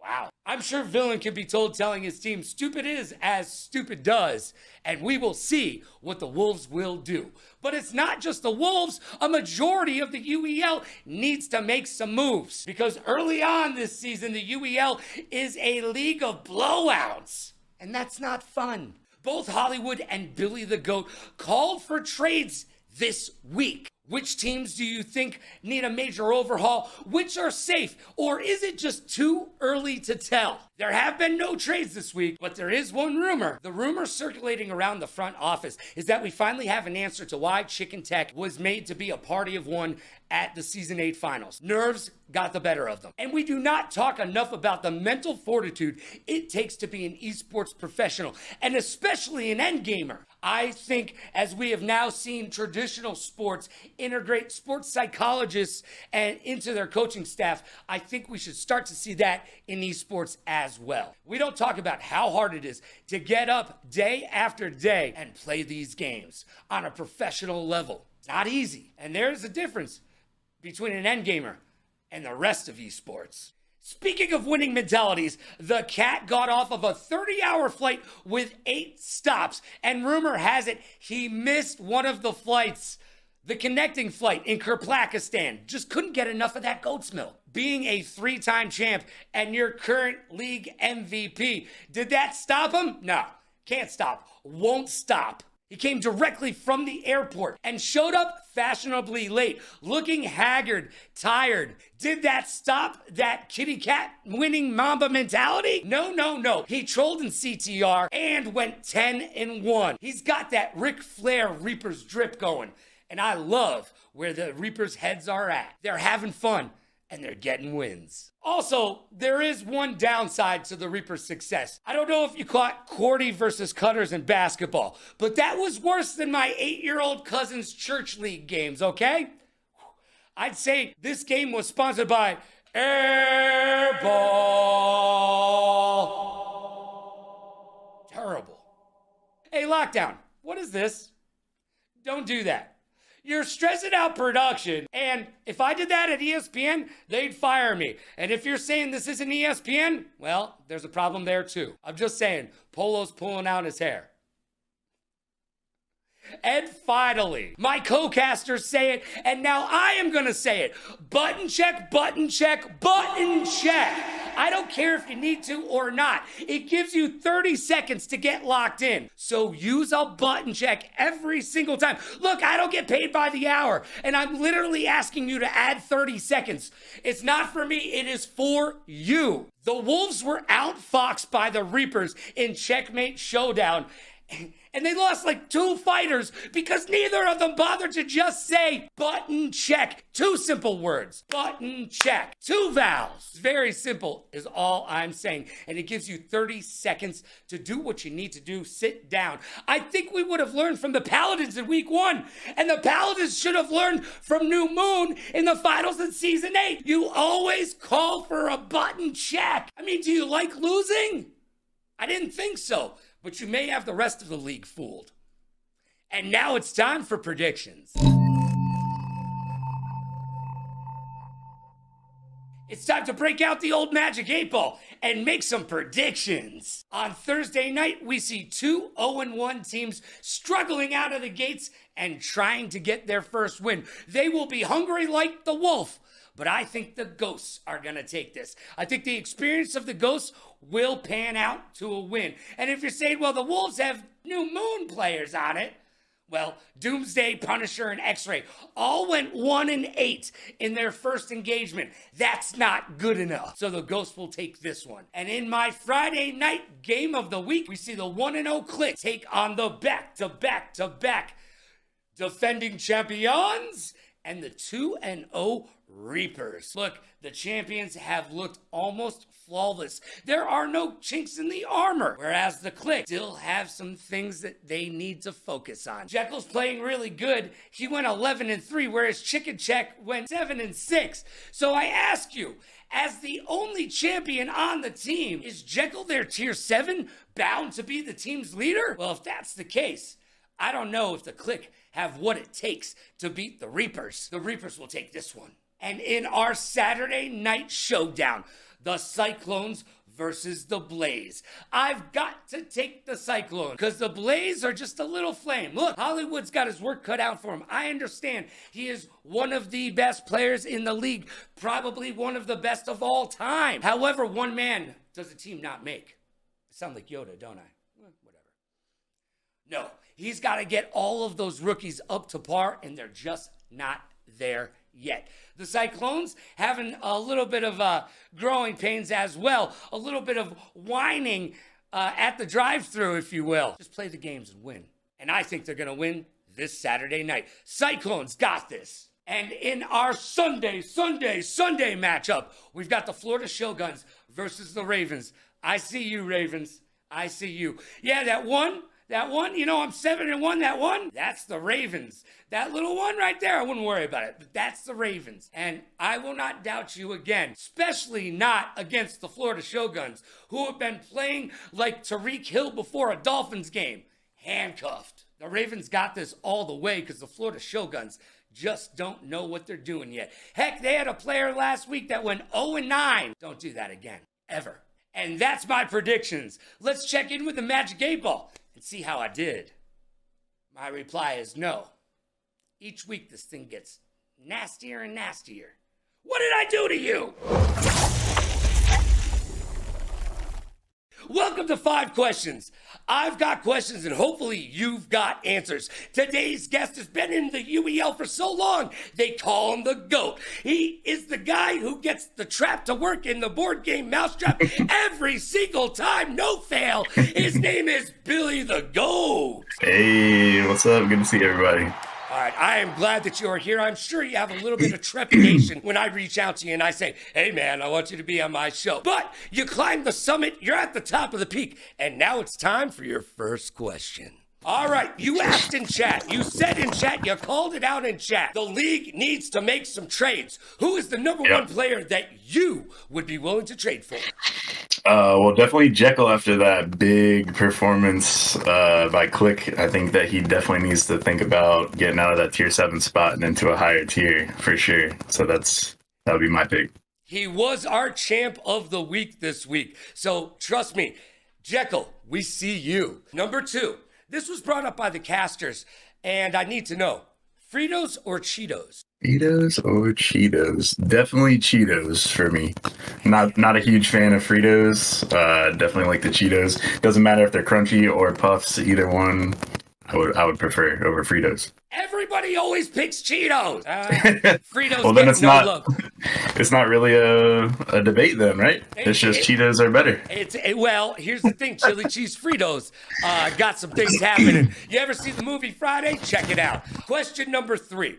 La Bamba is your brother. Mm-hmm. Is there some nepotism with him being tier 2 and you're filling tier 1? Or is he just that darn good? No, I think that he's really good. He's gotten a lot better this season. He quit his job that he had before, and he's taking it really serious. So I think everybody kind of saw that he definitely can be a tier 1. He was offered it by some teams this season, but it was not an ideal situation of it. He was also offered tier 2s and 3s, but by pretty much every other team that didn't offer him tier 1. And I don't know, he just wanted to really grow with us and likes how the tier system is. You know, we're very unique in that. And I think it's really getting everybody to practice and grind and, get a lot better. So I think this is the best, overall the team has been since season 1 for me. It would be a really weird Thanksgiving if he ended up in free agency and went to a different team. I will tell you that right now. And speaking of food, again, the casters got hungry this week, and they brought this up. I need to know, Hungry Man or ramen? Ramen. Ramen? I love ramen. Yep, I used to have ramen all the time back in the college days, so it's a go-to for sure. Even in high school, yeah, it's definitely a go-to. Have you ever put vodka in your ramen? Don't do it, kids. Don't do it. Nope. It's called college, and you try everything once, but don't do that. All right, you've made it through 4 questions. Here's question number 5. Look. I'm ready. You missed a Go match. ask. I know it was a family thing. I know it was a birthday, but a little birdie told me you really have never missed any matches before. I need to know, are you about to go to that front office and call it a day? Are you going to retire from gaming? No, that birdie that told you that is definitely wrong. I hope it wasn't Jerry, because he just lost all his credibility. There's generally been about 1 game that I've missed each season, and the team, I think we've lost all of them except for 1 for all the past seasons. So, I mean, things just come up, right? I run my own business outside of UEL, and now I have a daughter as well, and it was just happened to be her first birthday party that we had, family coming in and everything, so I just couldn't make it to the game. But I don't really see us losing any other games for the rest of the season. So I mean, we almost beat the Ravens without me being there. If I was there, it was a big sweep, in my opinion. So I think we just win that straight up. Do you win the championship this year, Billy, or is it next year? No, I definitely think this year. This year? Yeah, I think the team's really good. We got Ceviche coming back in. If you don't know who it is, then you gotta, look up that lore a little bit.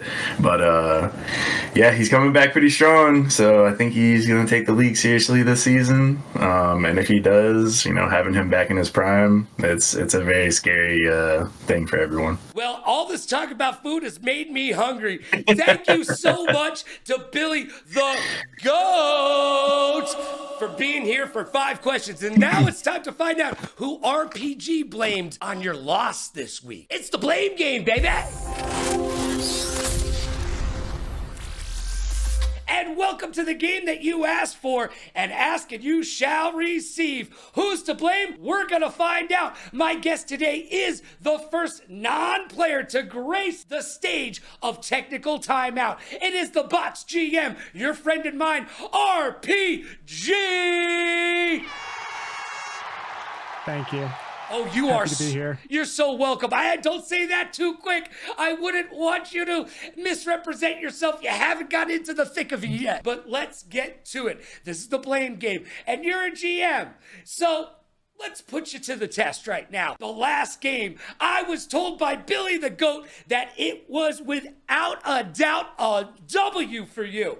Well, then I woke up in the morning and Billy said, boo hoo hoo, I won't be there. And you know what? It was a big L in the loss column for the Bots. And I need to know who is to blame. Show me that clip.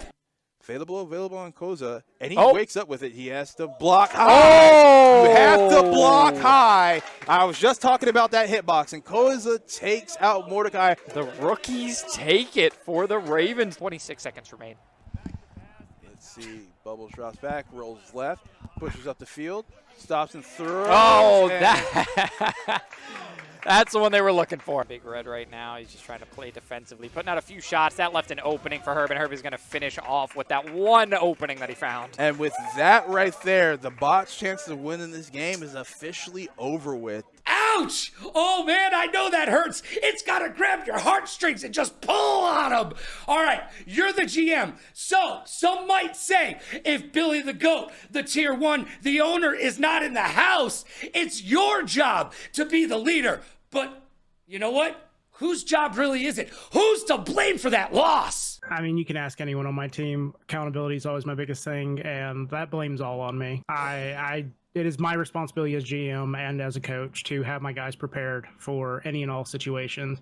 Now, And, here's the thing. No, time out. I totally agree with you. However, those are not the rules of the blame game. You are not allowed to get off that easy. You cannot blame yourself. I need you to pick tier 1 through 7 or tier 1 who was out to, I don't know, wherever he was. You need to blame somebody other than yourself. I'll wait.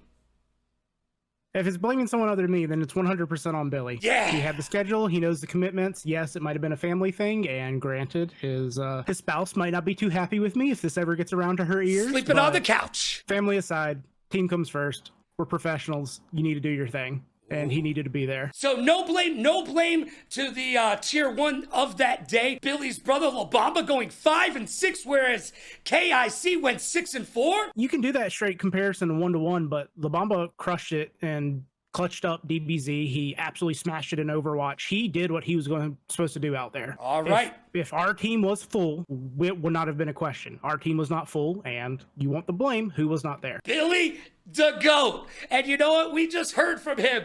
And, well, you might need to call him and let him know it's going to be okay. Maybe he might need a shoulder to cry on after that interview. Look, I appreciate you, and I appreciate you putting it on your shoulders. Do those lat pull downs so you can carry your team on to victory. You are the very first non-player to be on Technical Timeout. Congratulations. Everybody give a big round of applause for the GM of the Bots. And now it's time for my hot take. Thanks, RPG. Not a problem. Hot Take is brought to you by Newhouse. Visit newhouse.com and get the furniture your butt has been asking for. Gaming chairs suck. Office chairs, awesome. Couches, love seats. They've got all your furniture needs at newhouse.com. Use code LoganRadioRocks to save a little bit of that do, re, mi, fa, sol, la, ti, do. As if it wasn't bad enough, you have to listen to my opinion all show long. Now it's time for my hot take. And hot take is just a stream of consciousness. Whatever is getting me going that week. And to prove it to you, I'm going to throw on my shades. Well, this week's hot take isn't about my hot take. It's about the cat's hot take. He recently took to YouTube to call the UEL bums. That's right, he's talking to you. Well, Some of you at least.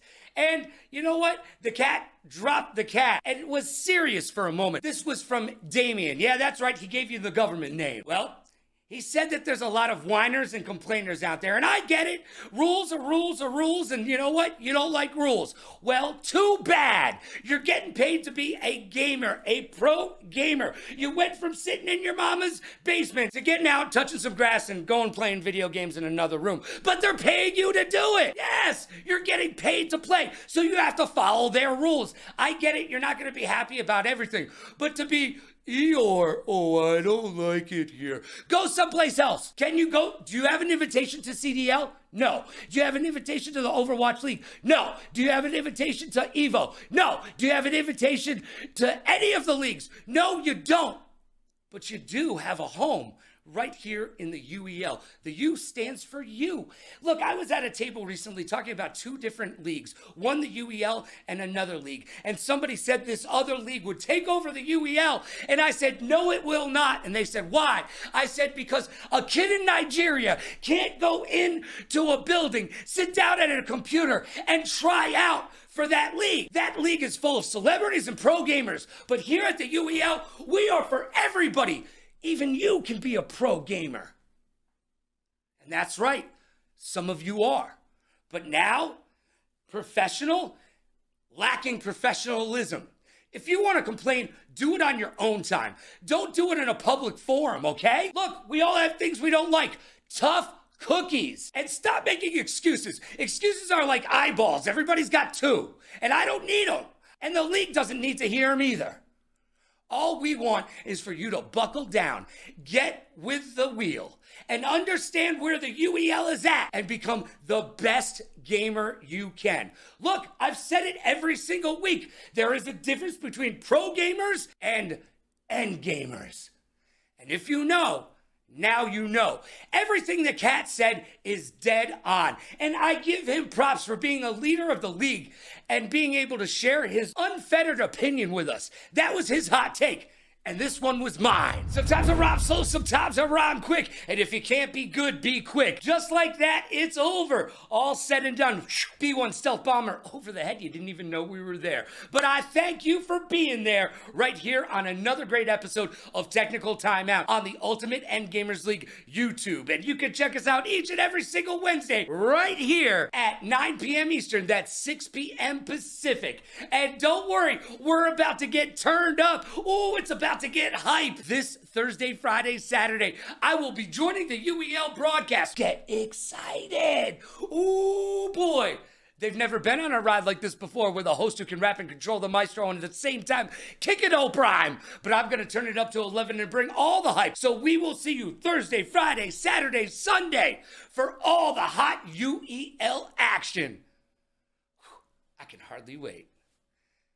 Be good to yourself and be kind to others. Pay it forward, play it forward. Rock like a party star, party like a rock star. Smile strong, laugh loud, and last but not least, please like, follow, and subscribe. I couldn't do it without you. We'll see you next time.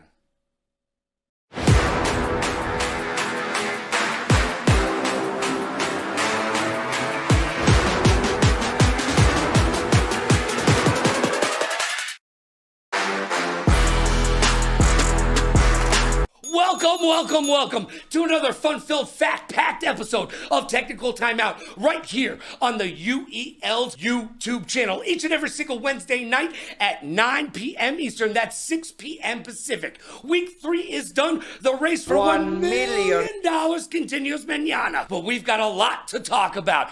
Oh my gosh. I'm going to be name-checking a lot of you tonight. Hey, do you deserve to be in your tier? Are you looking at your contract and wondering, can I get traded? Well, we're going to talk about all that and so much more. So let's get locked in because I've got one question for you and one question only. Are you ready?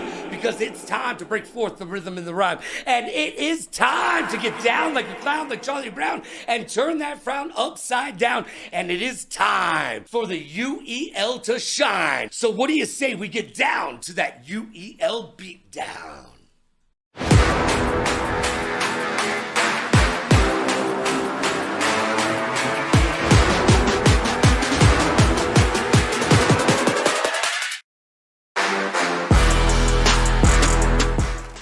I'm Logan Summit, and my best quality here at the UEL is being tall, dark, handsome, and modest. But somebody has to pull it off, right? Well, I've got some questions, and hopefully you've got answers. Because here at the UEL, you can get with this or you can get with that. I think you get with this, because this is where it's at. So are you ready to get locked in? Oh boy, it's gonna be a barn burner! Let's get to the week that was.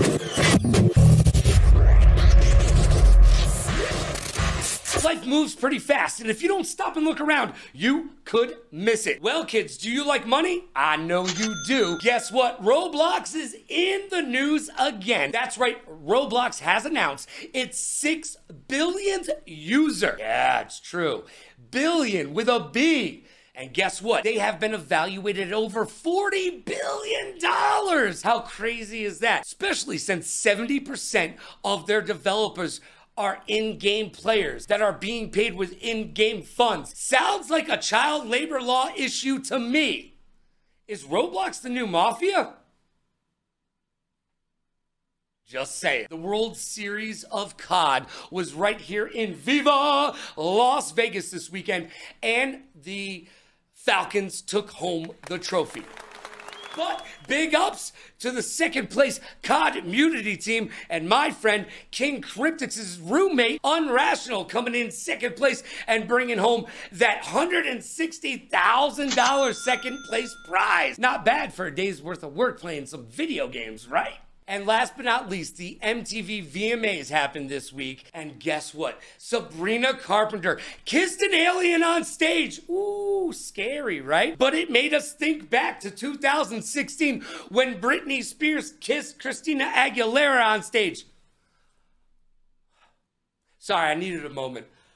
And it made Britney Spears go directly to social media. By the way, Britney, stop doing that. And she asked, why didn't she just kiss a girl? Well, maybe she did kiss a girl and she didn't like it, Britney. Maybe that's what she's into. Aliens? To each their own. And now it's time for the Champ and the Chump.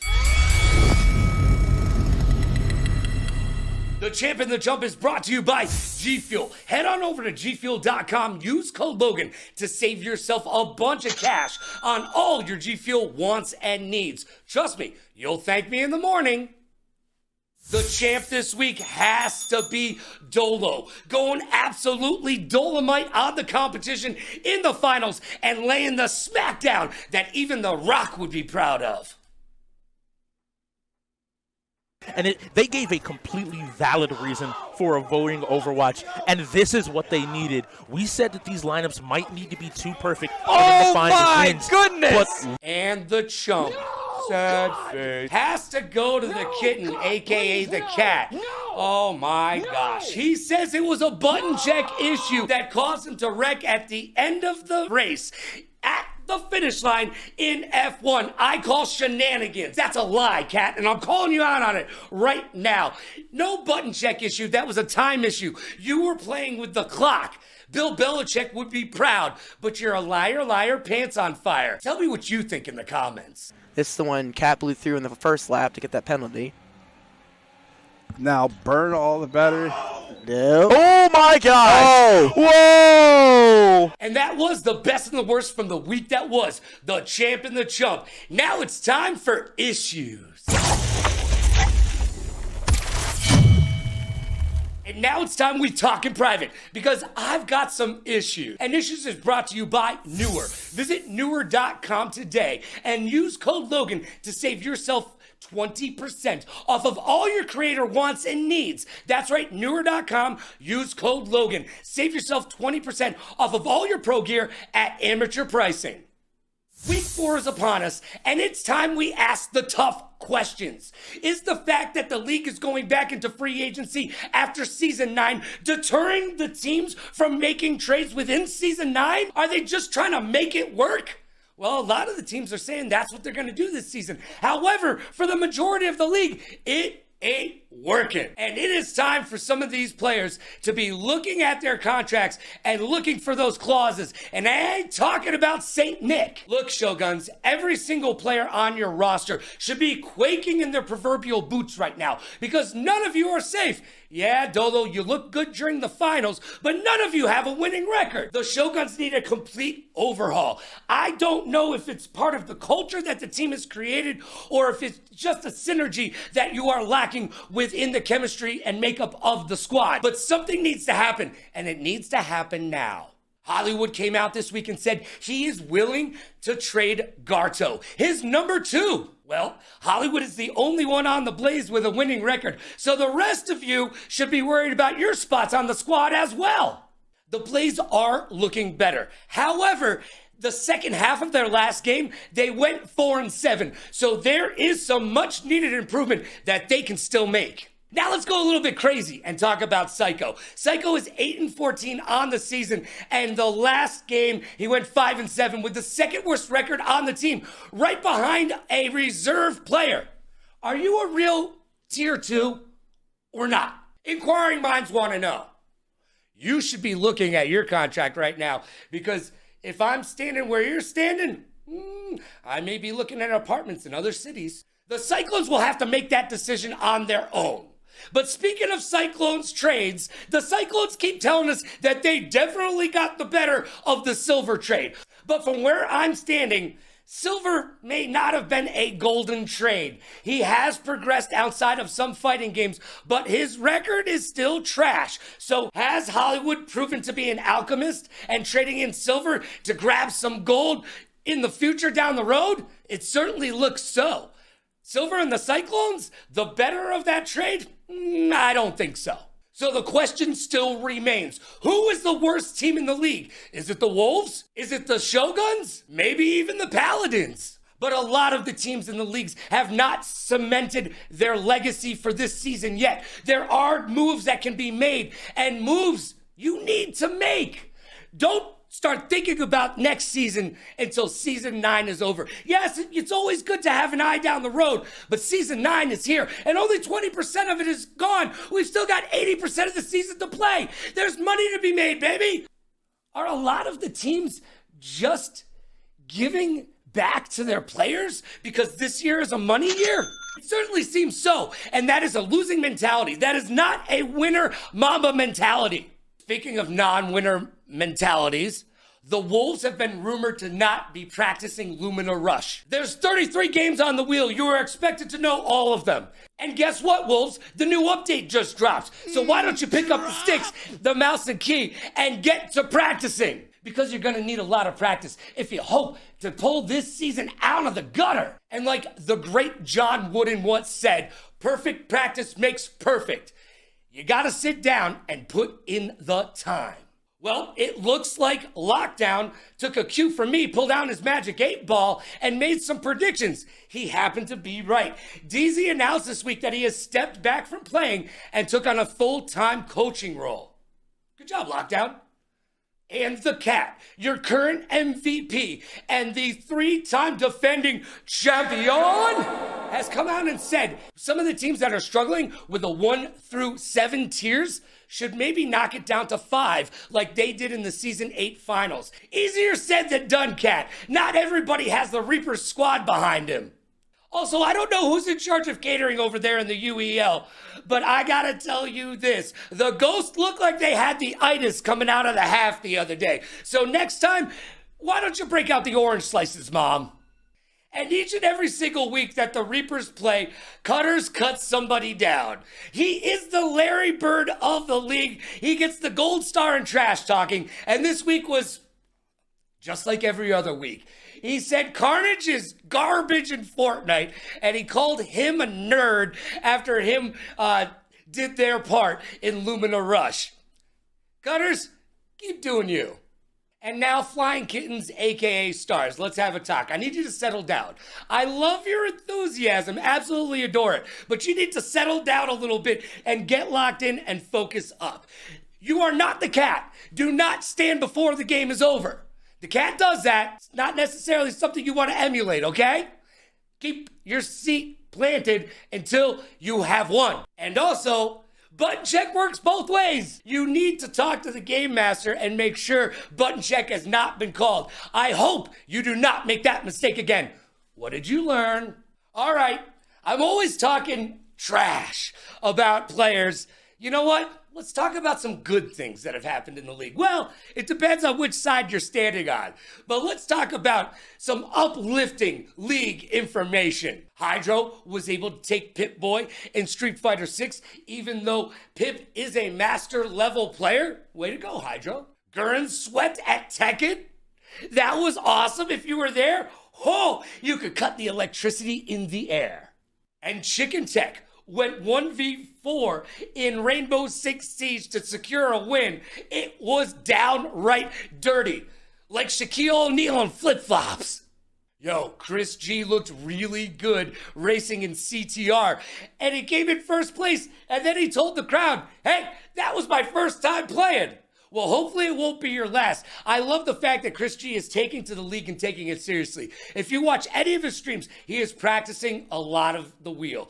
And he definitely is a force to be reckoned with in Maelstrom now. Bo Seif told me the other day, I am the GOAT at Fortnite. And well, their clutch certainly was goatish. They're doing quite well this season. They're 13-6 on the season. And you know who's right behind them? Not quite a man yet, but Pizza Man is 12-7 on the season. And now it's time to make some predictions. I am currently 10-2 with my predictions, so let's break out the old Magic 8 Ball and see who's getting that win this week. In our Thursday edition of the UEL, we see the 1-1 Bandits going against the 0-2 Cyclones. Look, the Bandits beat the Paladins, but they lost to the Click, and the Cyclones have lost to both the Bots and the Blaze. Bandits, you need to show up and show out and show the rest of the league that you are a team to be contended with. Well, I got you winning this one. Let's see what happens. On the Friday night edition of the UEL, we've got the 1-1 Bots going against the 1-1 Ghosts. Look, the Ghosts have lost to the Reapers, best team in the league and the 3-time defending champions. They also lost to them without Cat, and they beat the Wolves. But here's the question, are the Wolves the worst team in the league? There may be a 3-place tie for that. The Wolves, the Paladins, and the Shoguns all are sitting at the bottom of the barrel. I've got the Bots taking this because the Bots only lost to the Ravens without Billy, but he'll be there this week. And in my match of the week, we see the X-Gods versus the Ravens. Look, the X-Gods are 2-0, and so are the Ravens. But the Ravens haven't exactly showed us all that much quite yet. Wonk, Who and crew are going to need to do some work this week because it's the way I see it. The Reapers and the X-Gods are number one in this league. And until somebody can show me different, that's the way the ball bounces, G. I got the X-Gods and AJ taking this one to the bank. And in our Sunday edition of the UEL, we see the 0-1 Paladins go against the 1-0 Click. Look, from the Paladins camp, I keep hearing they're branding. They're creating a creator team. What does that mean? Get some wins for the love of everything that is good in this league. The name of the game is winning, and you haven't shown the rest of the league that you can do that quite yet. The Click beat the Bandits, but what does that really show in the long run? Well, we're going to find out this week if the Click have what it takes to be at the top of the heap. I see the Click taking this one. All right, let's find out how I did.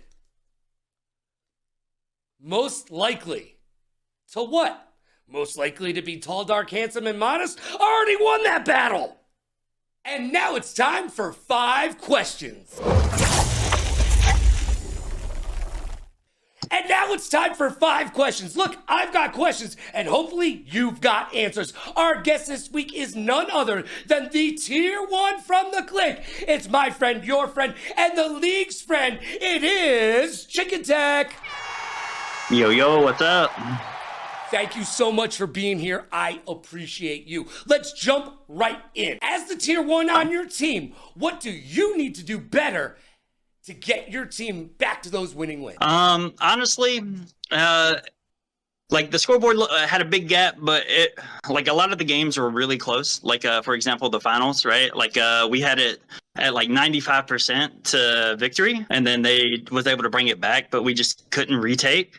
And so it's just like little minor things with like a like team synergy type deal stuff with like a little bit of coverage expansion needed. But other than that, like we're coming together. We've all played together at one point or another, but where we've all never played together, so it's like a little finicky, but it's coming together. It's coming together. And you think time will be the telling factor in this, right? The more you guys get the opportunity to practice and play together, this will work itself out with the 80% of the remainder of the season? Yep. By playoffs, I think you're going to see a lot different game when it comes to the Reapers, because it will be us in the finals or the conference finals.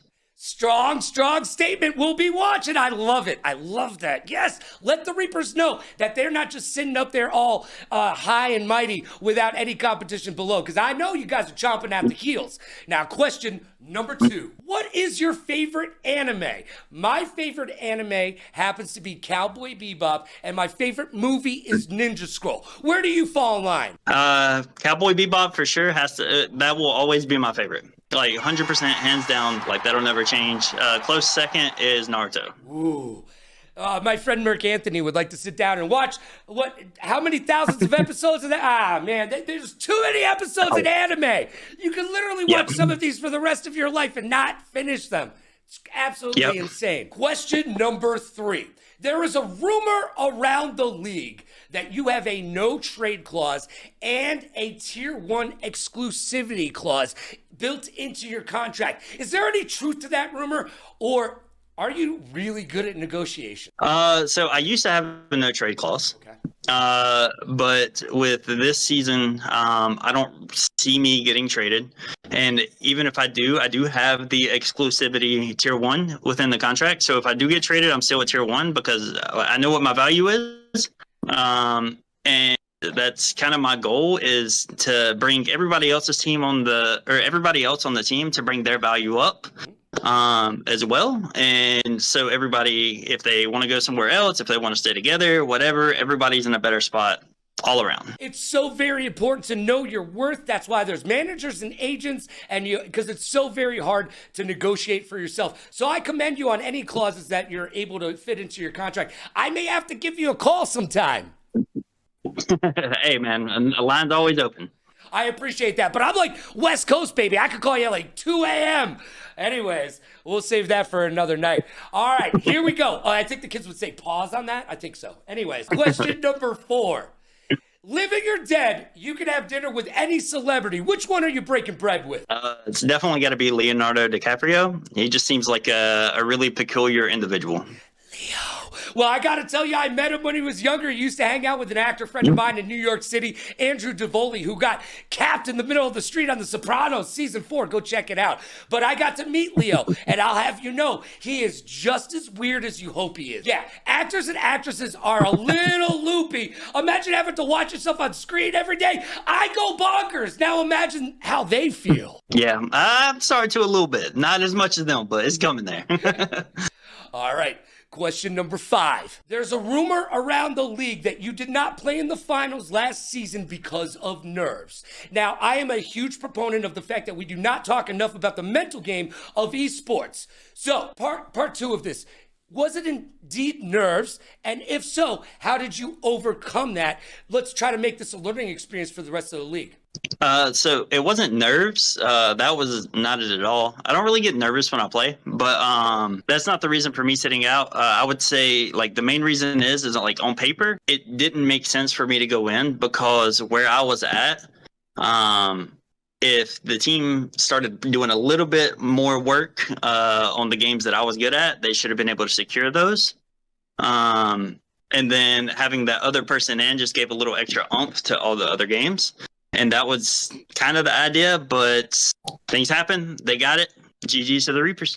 GG's all around. Now, I got a bonus question for you, because I know you want to talk about it, because I jumped into your stream the other day, and you stopped playing, put the controller down, and you're like, Logan, Logan, let me just, before I end up on technical timeout, let me explain something to you. So I'm going to give you your moment to shine. What the heck happened in Lumina Rush? A very bad call is what happened. So apparently at the beginning of the game, Zach, or the game master, had told the Reapers that there's no resetting.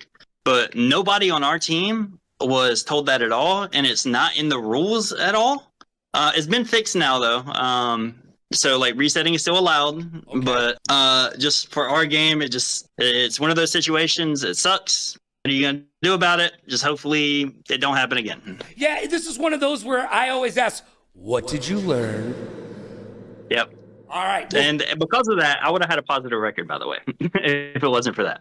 All right. And by the way, I might be mentioning your 1v4 in Rainbow Six Siege a little bit later, but that's for another time, all right? Yo, thank you so much to the tier 1 of the click. Thank you, Chicken Tech. I appreciate you. 100%. I appreciate you having me on, brother.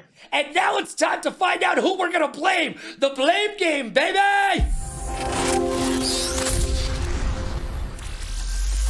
And now it's time to play the blame game. That's right, the segment you asked for, and ask and you shall receive. My guest this week is none other than the Shogun's owner. It is Black Diamond, baby! What's good, everybody? How we feeling? Welcome to the show. Are you ready to play the blame game? I mean, if I must.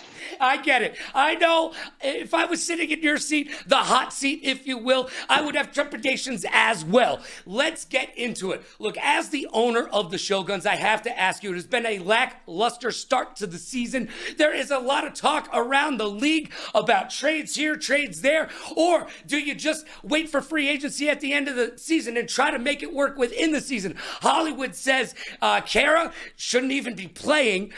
Dolo has shown up, but no one has a winning record. Chris G is practicing. We know that the team is headed in the right direction, but this is what's been happening to the Shoguns. I think that ghost has gotten away as whatever prop they were. It may even be standing still at this point. No, there's a call out. And again, is it this car that they're... No. I wonder if that's real or the telekinesis. It must be. We see the pin, and that ends up KIC. And KIC is just putting the pressure on, similar to what happened to him in these other games. He's not giving you room to breathe. This is going to be a lot of plus frames. Good job by Chris G waiting it out just to see if there was a follow-up. Nice dunk! Is that the punish? It is not. Unfortunately, that'll be the round. KIC a very good set of... All right, I know that makes you want to tear up a little bit and cry, but as the owner, you gotta tell me who's to blame for this Shogun start. Right now, I'll just put it on preparation, right? So the team, if you really look at it, as a bunch of new pieces coming together. So I actually don't agree that it's been a lackluster performance, because our first game we went up against half of a championship squad, and the only reason why we lost some of the games was literally because of setups or comms. But you know, you guys don't come here to hear that, more or less. But it's kind of hard for me to place the blame on any one particular thing when I could point to minute things going wrong just from lack of preparation, and then just to show up in week 2 and really give the Ravens a real run for their money. I would just blame it on time. That's it.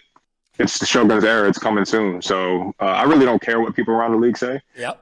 That's up to them. I just wait for the results to prove I'm proud of my team.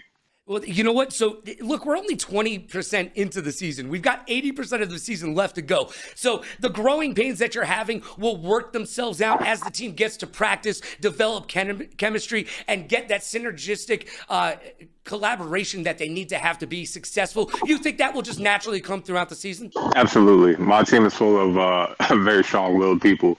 Mentally, when I look at it, when I put the team together in the offseason, that was the number one thing I look for, was the mentality. Skill is always going to be there, but what's your actual mentality towards it? And I can say I've got a team full of dogs, even players that haven't played necessarily. So, like I said, the league can say what they want to say. If we got, or I should say, doubters within the league, I don't think everybody's doubting us. But I actually like it this way, because when you come out and put your foot on somebody's neck, it is what it is. Yeah, no one ever sees the underdog coming until they're up there in your face, biting you, Mr. Postman, all day long.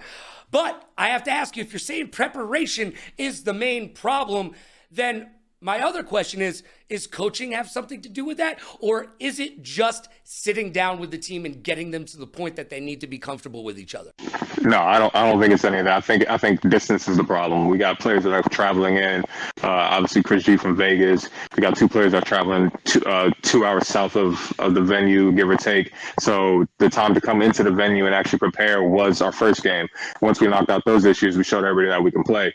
And honestly, it was a questionable call that really led to us even losing against the Ravens. So I'm not trying to blame the refs. If I'm going to play the blame game, we took the proper steps to prepare in that instance, and it resulted in what should have been 11 wins, and really we were going to win roller champs. So if I had to blame it on anything, it's just distance. Distance is the issue. But as you can see, off of two go-rounds, we had minimal preparation issues. So do with that what you will. Fair enough. I like the honesty. You know what? Preparation is key. Like I said earlier on today, the great John Wooden once said, perfect practice makes perfect. And I am sure with that alliteratory statement, the Shoguns will put down the practicing and get it done. And I can't wait to see what your team does for the rest of the season. And I wish you nothing but the best for the rest of this year. Black Diamond, thanks for being a guest. Oh, yeah, much appreciated. And just keep an eye on the team. Can't wait to prove those naysayers wrong. And we'll be watching. And now it's time for my hot take.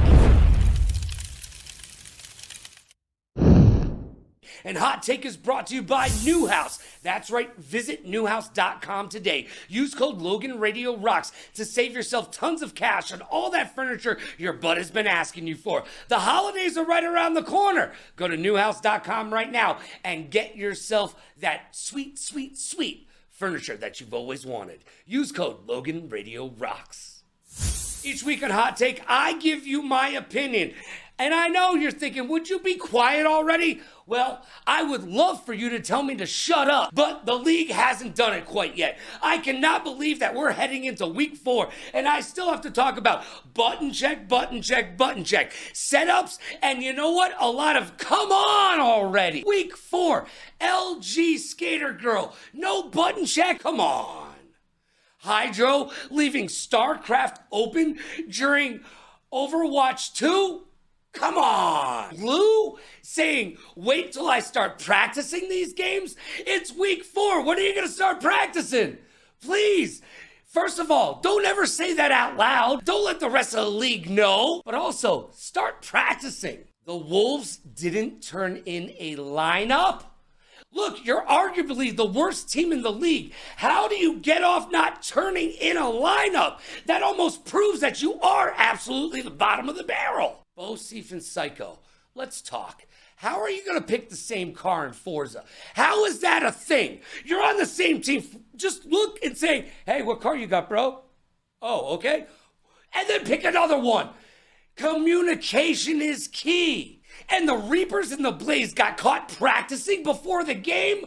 Come on. What is this, JV? No, we're playing for $1 million. Get your head in the game. Get locked in. Practice is before you come to play. And the Shoguns. Come on. Setups. Practice them. Practice them. Practice your setups. That Tekken debacle was just tragic. I mean, there are no excuses for that. You can do better. We are heading into week 4, playing for $1 million. This is not a joke. This is your living. You do this as a professional gamer in the UEL. Start acting like it. And that's my hot take. Time flies when you're having fun. Hey, Logan, that's me. Come on and get some. Did you get yours today? I certainly hope you did. And thank you for being here. Each and every single Wednesday night, we break down the UEL better than anyone else can. Right here, 9 p.m. Eastern. That's 6 p.m. Pacific on the UEL YouTube channel. I thank you for being here. Remember, the race for $1 million continues tomorrow. We've got 4 days of UEL hot action, and I'll be there with you each and every single step of the way. So make sure you get locked in to all of the hot UEL action. Man, it's been a good time. I hope you had fun. Be good to yourself and be kind to others. Pay it forward, play it forward. Rock like a party star, party like a rock star. Smile strong, laugh loud. Last but not least, please like, follow, and subscribe so you will know when to keep up with me, the UEL, and all the awesomeness that is the Ultimate Endgamers League. I'm Logan Summit, and this has been Technical Timeout.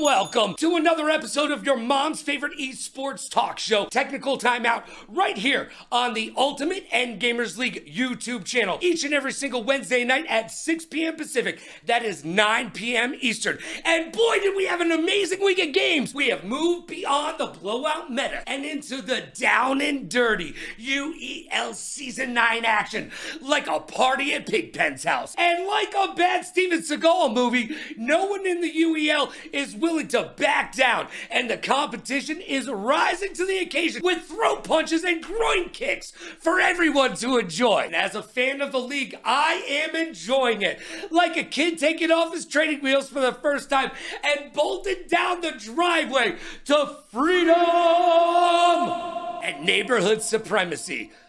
Ooh, the UEL is rocking the body that rocks the party, so get out your seat and jump around. Heck yeah, throw your hands in the air, wave them like you just don't care. Season 9 is in full effect, and the race for $1 million continues tomorrow. So I've got one question for you, and one question only. Are you ready? Because it's time to break forth the rhythm and the rhyme. It's time to get down like a clown, like Charlie Brown, and turn that frown upside down. And it is time for the UEL to shine. So what do you say we get down to that UEL beatdown?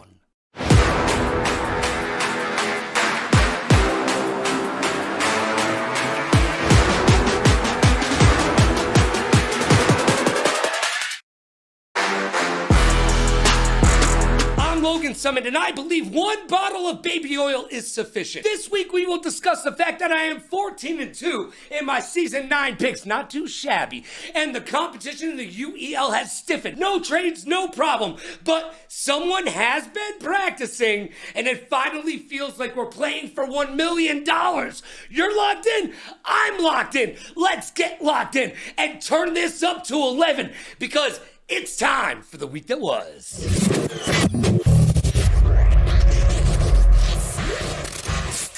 Life moves pretty fast, and if you don't stop and look around, you could miss it. Can you do a kickflip?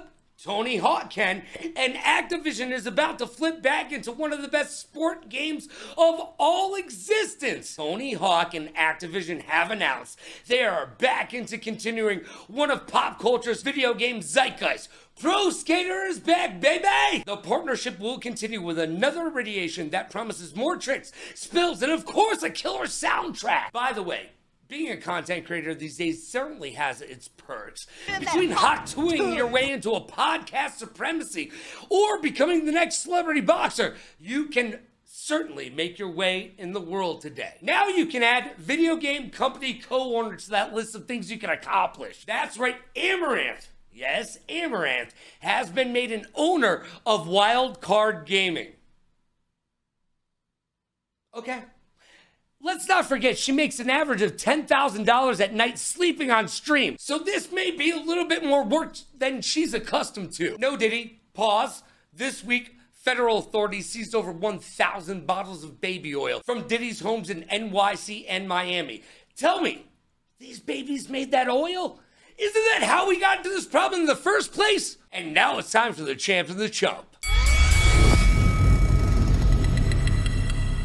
And now it's time for the best and the worst from the week that was. That's right, the champ and the chump, baby. The champ and the chump is brought to you by G Fuel. Head on over to gfuel.com. Use the code Logan to save yourself a ton of money on your favorite energy drink. That's right, go to gfuel.com, use code Logan, and save yourself a ton of cashish.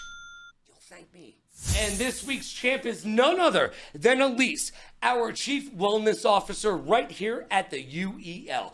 And while she is breaking down glass ceilings, she's also helping us keep our esports mindset intact. That's right, I always say we need more esports mentality conversation.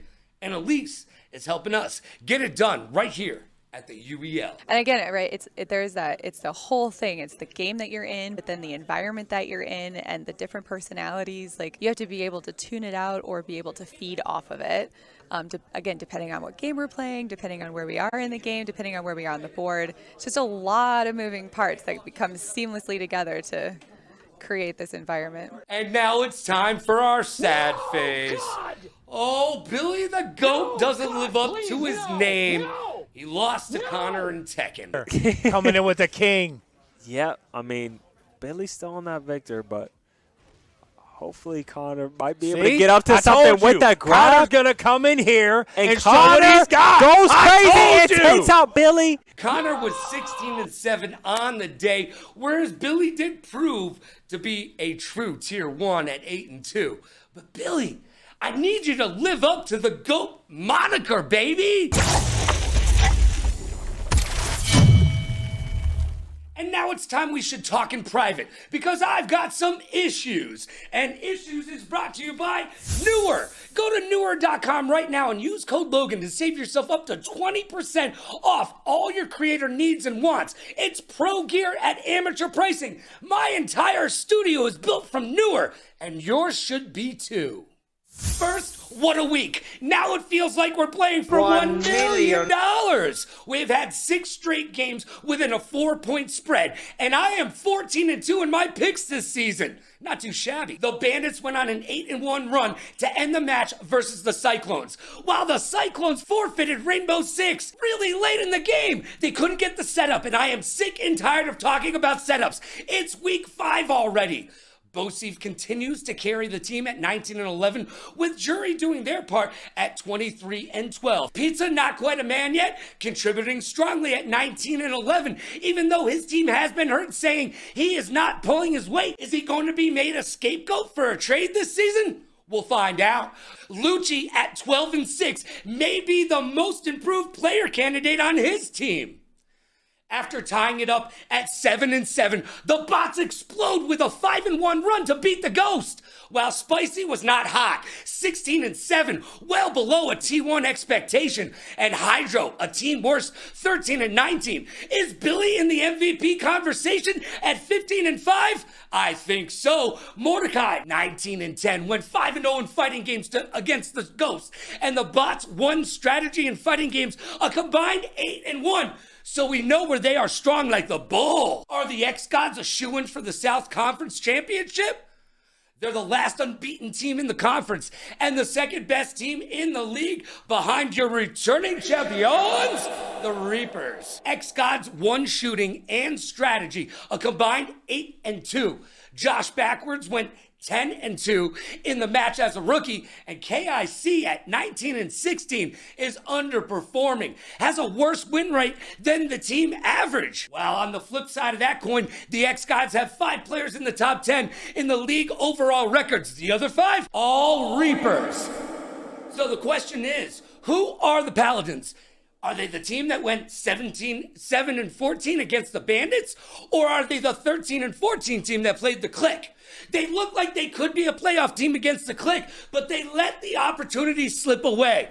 And now they have a tough schedule coming up. The Reapers, Ravens, Bots, Ghost, and X-Gods over the next 5 weeks. What's up with TLG? Needs a little bit of TLC at 16-13. And Imperial at 5-15? Ooh, you can do better. Chicken Tech is on par at 18-14. And Carnage, 15-20, only has a winning record in shooters. Needs to be better. Jekyll is leading the team 22-14 with no losing record in any genre and the only champion on the squad. With rookie and Vegas native King Cryptics making their debut with the Paladins this week, will he be the catalyst for winning ways? I certainly hope so. And finally, stop forfeiting Jected Rivals. It's one of the coolest games on the wheel, and I need to see it played out more. Flappy Birds, meets Fall Guys x Twisted Metal. Everything about that spells fun. Also, be a personality in this league. Make us care about your story. Because if you don't care, we don't care. And now it's time to make some predictions.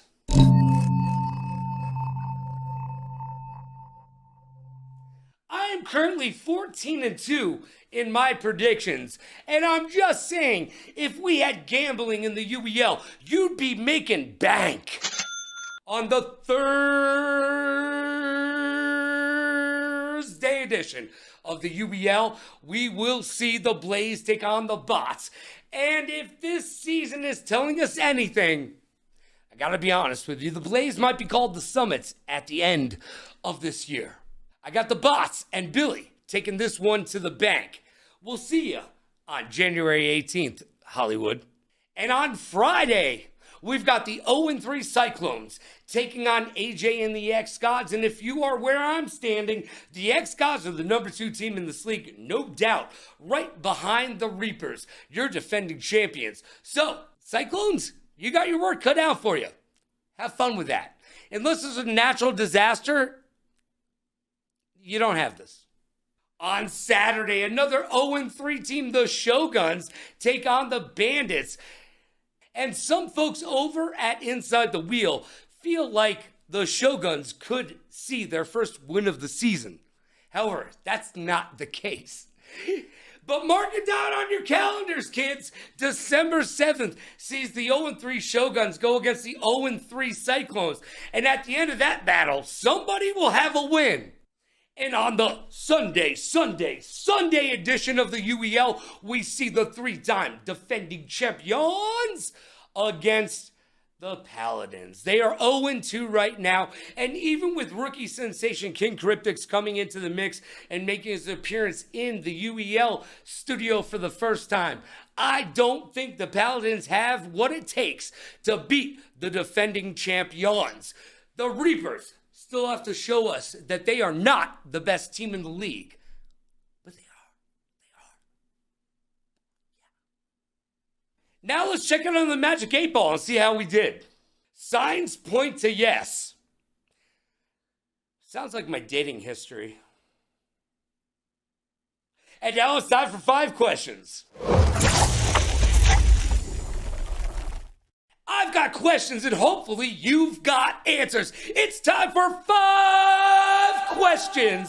And this week's guest is none other than the Ravens GM, Wonk Ho. Hello. Oh, man. Thanks for being here. I totally appreciate you taking time out of your day to answer some questions. And the first one, you know what? The first one's going to be the most obvious. I have to ask, what's it like being a woman in esports today? Man, it's something. I mean, I've always said it, like, whenever I play, obviously not this season, but when I do play, I'm never thinking about the fact that, like, I'm a woman. I just look at myself as equal to all the boys, all the men playing. But I don't know. It's something. Like, it's certainly an experience, and it was an honor to be the first female in the UEL. And I'm hoping we can see some more coming in through the doors next season, maybe. Season 10's looking good. We'll find out. I mean, who wouldn't want to be part of the UEL with the way that it's growing exponentially? I don't care, male, female, they or them. We welcome all people in the UEL. Yes. And remember that U stands for you can be a pro gamer too. All right, question 2. I got to ask, I see it all the time. How do I cop one of those Ravens plushies? So, we're not sponsored, but there's a company that makes, they make, a bunch of fun little characters. I actually have another one right here. This is a little moth guy. I'm gonna drop the company name, but you guys should sponsor us, Squishables. Ooh, I randomly like that name, Squishables. Exactly. It's great. I randomly walked into Spencer's one day, and he was sitting there, and I was like, oh my god, that's literally our logo in a plush. Like, and funny enough, his name ended up being King Raven, like on the actual tag, and that's what I've always called like the logo. Yeah, it was too perfect, but that was a synergistic moment in the Ravens' history right there. Walked into Spencer's and said, "Oh, I found a Raven." I figured his name would be Edgar. Alan Poe? Anyways. Yeah, no, that would have made sense too. Just saying. All right, I gotta ask you this question. I feel like a lot of us in chat need to know this. What's up with Exile? Oh man, I knew I was gonna get this question, and I've chosen to not speak on it because I don't like to reel myself into the drama. But simply enough, Exile's a good guy. Like, he really is a good guy, and I want him to be able to display the talent he has, and I don't think he's really going to mesh well with us. I think we kind of just already have, like, our starting squad. But, yeah, I mean, if somebody wants him, hit me up. Yo! Because y'all talk about free Exile, and you're not hitting me up. Yo, we're gonna need t-shirts, free Exile. Yo, all you gotta do is pick up that phone, right? Or, hey, Discord's easy enough. Question number 4. Which is it, Goff or Alt? Oh my god, okay. I don't really put myself into a box. Good, I like that. I like that. I've been called UEL's emo queen for the longest, but I'm definitely... Sorry, that was I am Herb giving me a phone call right now. He must have forgot. He wanted to say something, but no, I'm I don't know. I would say I'm more of like a metalhead than anything. Okay. I grew up on it, and it's still definitely just a part of me, but we can go with alternative, I guess, to make it. Favorite metal band, then? What's your favorite metal band? Oh, man. Just give me one. Come on. If you know me, you know I love Motionless in White. You know that's the number one, and then Ghost Kid is probably a close second, but I could go on and on all day about all the bands. Funniest part about that, I don't know either of them. Neither. I've never heard of either of them. My Google is going off right now. I'm like, hold on a second, let me look this up. Does that rhyme with Bieber? Because I don't. Anyways, no. All right. Question number 4. We've moved on to question number 5, and this one I like to ask. Turn the mirror on yourself here. What do you need to do as the Ravens GM to better help your squad prove to be a legacy team and get this season moving in the correct direction? I feel like the biggest thing is accountability. When mistakes are made, they can't just be like swept under the rug and like, oh, it's okay, you know, it's all right. No, it's not okay. And we need to point out those mistakes, work on them, get better, and just win. Like that's what we always say, just win. Which we didn't do in the last game. So. Hey, I'm 14-2, and you were my first loss, by the way. I bet against you. I know. But here's the thing: is I woke up that morning, and the goat Billy texts me, "I'm not gonna be there today." Well, Billy, you should have told me that yesterday. Oh man, Billy, come on. Come on. I want to run it back. Well, you're gonna get a chance to at some point this season, if hopefully. I got a 6th question because I need to know: how'd you get the name? Oh man. So funny enough, I got it while playing Fortnite back in like 2017. And back then I was just a goofy teenager, I guess you could say. But aren't we all? Man, some people would say that. Some people would be like, "No, you're just cringe," and that's okay. That's fine, because I would agree. But I was getting shot at. We were getting rushed by a team, and I'm just screaming, "Wonk, wonk, wonk!" like an alarm or something. I don't know. And then my mother comes into my room. She's like, "Hey, I'm going to the grocery store. You need anything?" I was like, "Yeah. Can I get some wonkus?" I was like, "Wonkus." Yeah. I meant yoo-hoos, but I was like, "Wonku." Hold on, that could be wonky. I'm a wonky person. This is it. This is the name. And ever since then, the Wonku legacy was born, and go by like 50 other names too, but it's mainly Wonku. Well, I love the name. It's got personality to it. And I talk about how we need more personalities here in the UEL this week. So thank you for showing up, showing out, and showing everybody what a true personality from the UEL is all about. Let's say it with me. Thank you, Wonk. Thank you all for having me. It was such an honor. That sounded sarcastic. Yeah, it did, but everything I say sounds sarcastic, so I get it. Now it's time for the blame game, baby! And now it's time to find out who we blame this week. Oh, it's going to get down and dirty. And I've got your friend in mind, Mr. Matt Lehman. He is the GM of your Bandits. Matt, thanks for being here today. You bet. Happy to be here. Well, don't say that too quickly. It is the blame game. Look, you asked for it, and asking you shall receive. So here's the deal. I am sick and tired of talking about setup issues and incorrect lineups. This is week 5. We're playing for $1 million.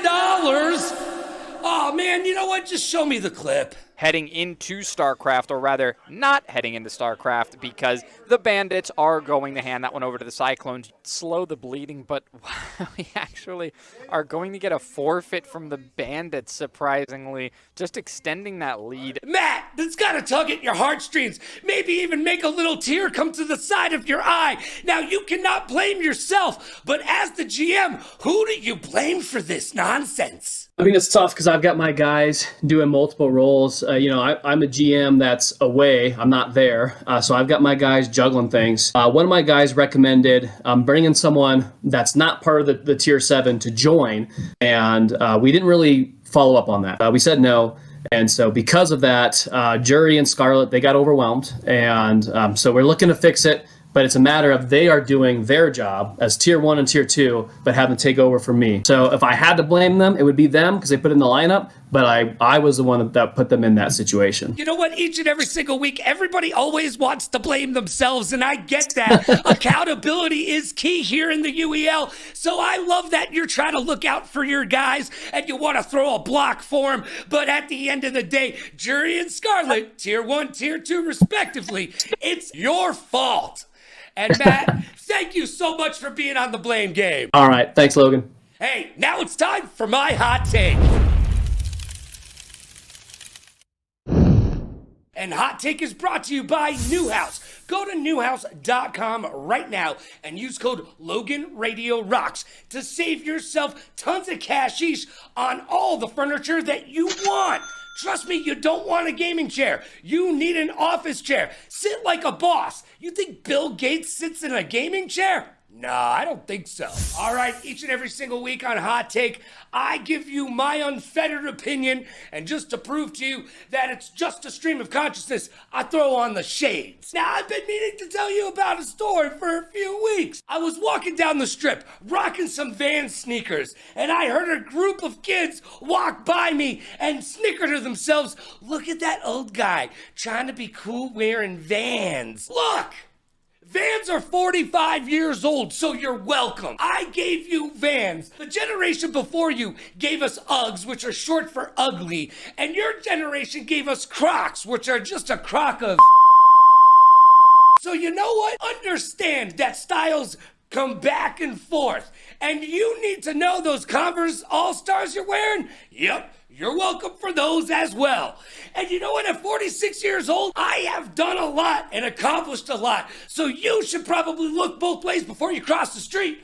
I'm just saying, whatever happened to appreciating your elders? I need respect.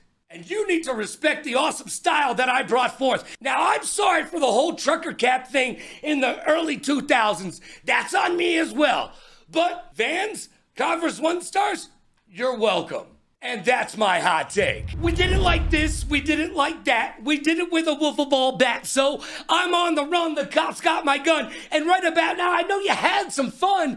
Thank you for joining me right here on another great, fun-filled, fact-packed episode of Technical Timeout on the Ultimate Endgamers League YouTube channel. You can catch us each and every single Wednesday night at 6 p.m. Pacific, that's 9 p.m. Eastern. Look, tomorrow, the race for $1 million continues, and the action is just getting bigger, better, badder, and hotter. So tune in, join me and the rest of the team as we bring you all of the UEL action.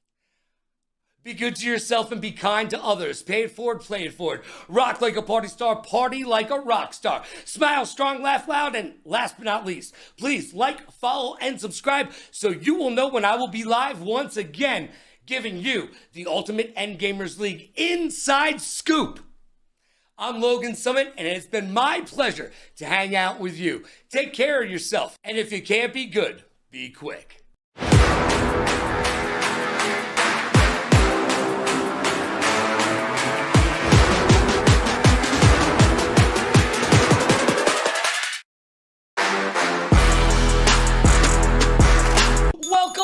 welcome to another fun-filled, fact-packed episode of Technical Timeout. It's your mother's favorite esports talk show right here each and every single Wednesday night on the Ultimate Endgamers League YouTube channel at 6 p.m. Pacific, that's 9 p.m. Eastern or Atlantic for Speedy. And of course, always available video on demand. This week, the league did exactly what they were supposed to do. The wins and the losses were exactly what I said they would be. I am currently 17-3 in my picks. Not too shabby, if I do say so myself. However, one team took social media to try to tell me I'm the chump. Well, it's a good thing the X-Gods and the Reapers are in separate conferences, kids, because I'm calling it right now. Our UEL finals on January 18th will see the X-Gods versus the Reapers. Think I'm wrong? Tell me in the comments below. But as it currently stands, there are two teams head and shoulders above the rest of the league, and everybody else is battling it out for mediocrity. The battle for $1 million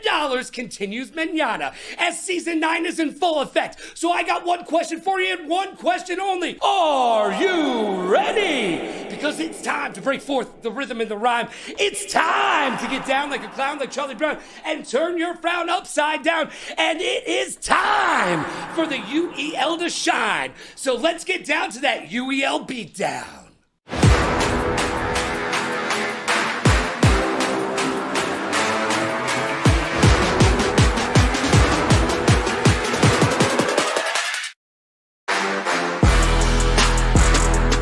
Logan Summit, and I just want to be held. So what do you say we get this show on the road and get locked in? It's time for the week that was.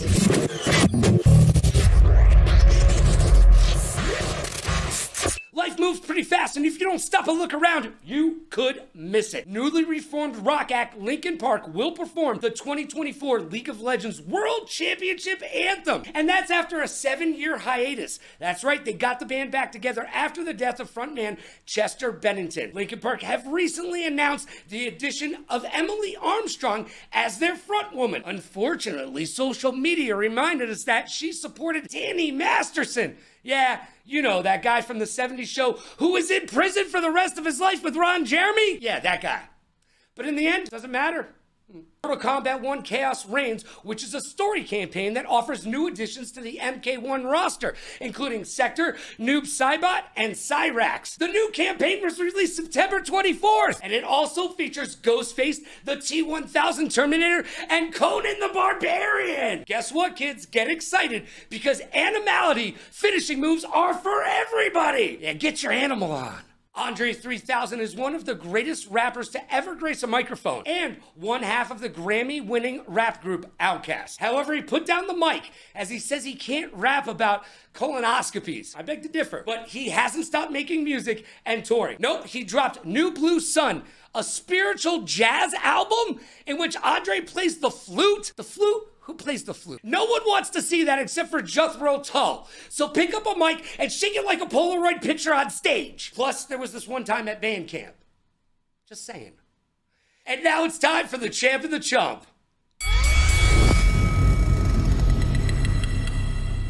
And now it's time for the best and the worst from the week that was. It's time for the champ and the chump. Bring me those highlights. The Champ and the Chump is brought to you by G Fuel. Use code Logan at gfuel.com and save yourself a bunch of money. Remember, don't drink water, fish piss in it. Drink G Fuel. The champ this week is the X-Gods and the Tier 1 AJ and the Tier 2 Nexus, both going 9-1, showing up and showing out in their win against the Cyclones. AJ, not so much, and there you go, almost a perfect reflection of each other. These are two sports Tier 1s. And then Nexus standing up with that 9-1 as well. Same record as his Tier 1. They've gone in for a lot of similar games. And now, sad face. The Clique sent in the wrong lineup. After the game, the Paladins were given the win, only because of the Clique setup issues. I am sick and tired of talking about setups. This is the last time I'm going to mention setups. Maybe. Do better. Those guys in these tier positions are in these positions because of the roles they fill. And it looks like we heard a timeout click from the floor right now, so meaning somebody's not able to get to all the perks. And now it's time for issues. And now it's time we talk in private, because I've got some issues. And Issues is brought to you by Newer. Visit Newer.com right now for all your content creator needs and wants. Use code Logan to save over 20% off of pro gear at amateur pricing. I'm reading off of a Newer teleprompter right now, and you could be too. Visit Newer.com and use code Logan to save tons of cash. Who can beat the X-Gods?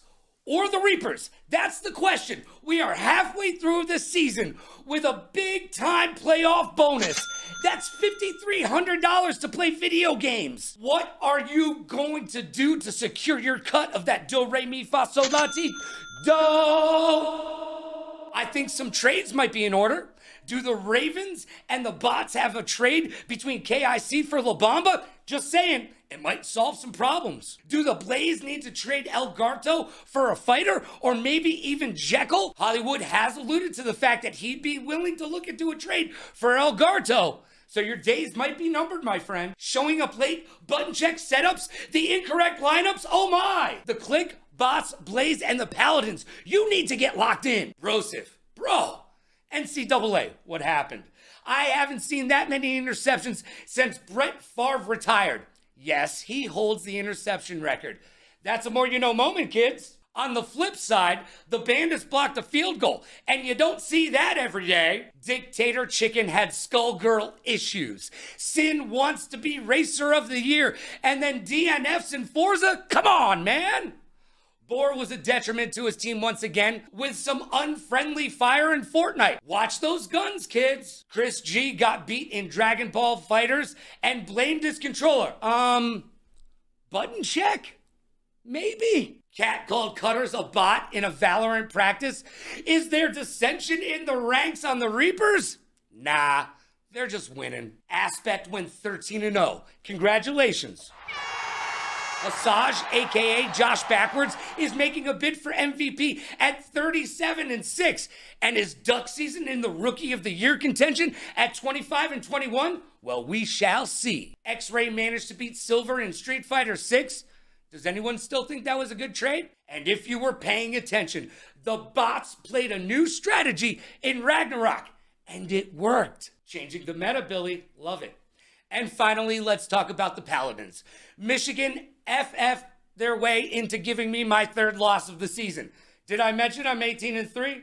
The Click handed them the win after they had setup issues with an incorrect lineup change. Unfortunately, we taped the show on Sundays and Monday, so last week I regrettably made an error as the Click had what we thought was a win. Bad Click, bad Click.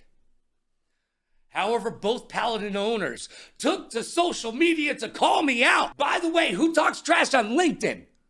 I encourage all trash talk, but let's keep it to Twitter where it belongs. And as far as King Cryptix not being in the lineup, well, you lost. So maybe he should have been starting. Furthermore, don't you have better things to do with your time? Like trying to figure out how to get your team a legitimate win? Burn. And now, let's make some predictions. I am currently 17-3 in my predictions, so let's grab the old Magic 8 Ball and see who's gonna get a win this week. By the way, did I mention I went 4-0 last week? Just saying. On the Thursday edition of the UEL, we see the 0-3 Shoguns versus the 1-2 Click. Now, no player on the Shoguns has a winning record. It's true. The Shoguns have lost the last 2 games by a combined 7 points, playing it close, but coaching mistakes like using all 5 timeouts in the first half are butting them in the behind like a dog after a postman. The Click will bounce back and show the Shoguns that showing up on time has its benefits. And on the Friday night game, we will see the 0-2 Wolves versus Billy and the 3-1 Bots. The Bots have sent in the wrong lineup for Ragnarok last week, but it didn't matter in this game. However, when it gets to the playoffs, kids, can you fix those simple errors? That could be the difference between a win against a team like the X-Gods and a loss. Can the Bots stop sending in the bubbles for sporting games? He's played more sports games than any other bot player, and he is 1-7. The bots can be on cruise control, though. Their remaining schedule is kind of cake. They've got the Wolves, the Paladins, Shoguns, Cyclones, Blaze, and then the X-Gods. And somebody send a telegram to the Wolves and let them know we are playing for $1 million. Do you hear me knocking? Well, let me in and get locked in. Bots for the win. And in my game of the week, we have the 1-2 Paladins versus the 2-1 Ravens. Do the Paladins have what it takes to perform in this league? At 1-2, their only win was a gimme from the click. However, the Ravens need to show that they are a force to be reckoned with in this league and in this season. They are in the Southern Conference, and they are in that race for third place. Yeah, that's right. I'm counting the Shoguns and the Cyclones. And I am projecting the Ravens to finish 4-5. I think the Paladins are a bad matchup for them, but who knows which Paladins team will show up. Could go either way. However, I doubted the Ravens once, and I won't do that again. So you know what? The Paladins' ownership focus is not where it needs to be, but we'll talk about that in just a bit. I think the Ravens have this one. And on the Sunday edition of the UEL, we have the 3-time defending champs, the 4-0 Reapers, taking on the dismal 0-4 Cyclones. Will we see an Easter game repeat? My Magic 8-Ball says signs point to yes. Until I see someone prove me different, the Reapers are the team to beat in this league. And the Reapers will go 5-0. And now it's time for 5 questions. I've got questions and hopefully you've got answers. And this week's guest on 5 questions is none other than the UEL Commissioner! We'll call him Jesse, but can I call you the commish? Sure, let's go for it. Michael Chiklis would be proud. And little do you know at home, he's my secret stat guy. But don't tell anybody. All right, are you ready to play 5 questions? Yeah, Logan, I'm ready to go. All right, let's start off with a good one. Are you indeed the best Halo player in the UEL? Oof. In the years past, I would say yes. I don't play a whole lot anymore. I would say unequivocally Halos 1 through 3 in my heyday, absolutely hands down, without a doubt, yes. But today, no. All right, so what's the number one problem with Halo in the UEL? What are the kids not doing right? They're playing the wrong Halo first. The new Halos are too much like Call of Duty for me. But that said, they play like Call of Duty. That's the problem. They're playing like a traditional shooter and not a Halo, right? Yes. When you have AR pistol start, you need to be grabbing your DMRs, your BRs, and holding positions on the map. So you need to lock down areas, not go running around the whole map looking for people. If you win 1-0, it's a win. It doesn't matter what you're doing. You do not run around that map. You don't leave the power weapon spawns. Rotate based on when those weapons are coming up or when power-ups come up, and know your times. Spoken like a true professional, by the way. I could hear the hamster wheel turning, and I almost feel like that's the beginning of your soliloquy. Your diatribe could go on. You should cast some Halo. All right, let's go on to question number 2. Now, this came up in the cast this week, and I have to ask you, is it McDonald's or Wendy's ice cream? Which do you prefer? I like a Frosty. Go Wendy's. Yeah, right? I mean, let's be honest. McDonald's, you're not getting it 99% of the time. The machine doesn't work. All right, do you know why? Do you know why? Hold on. Do you know why? Because there is only one company in the entire United States that services those machines. That's why they're never working. There is only one company. McDonald's has never cared about your ice cream enough to create its own company that services their machines. McDonald's, seriously, what were you thinking? Over 1 billion served, but not that many ice creams. Not the ice cream, nope. All right, do you dip your French fries in the Frosty? Yes or no? Sometimes. I have done it. Not often, but I have done it. All right, so have I. I'm guilty there too. French fries and ice cream, 2 of my favorite things, not necessarily combined, but the Frosty French fry thing, if you haven't tried it, do it. You might like it, I don't know. All right, question number 3. What does the UEL need to do to continue to be the best esports league in the entire world? What we're currently doing. Just keep doing, don't sell out different than what we're currently doing, because there's no one on this planet doing anything close to what we're doing, and keep the same trajectory.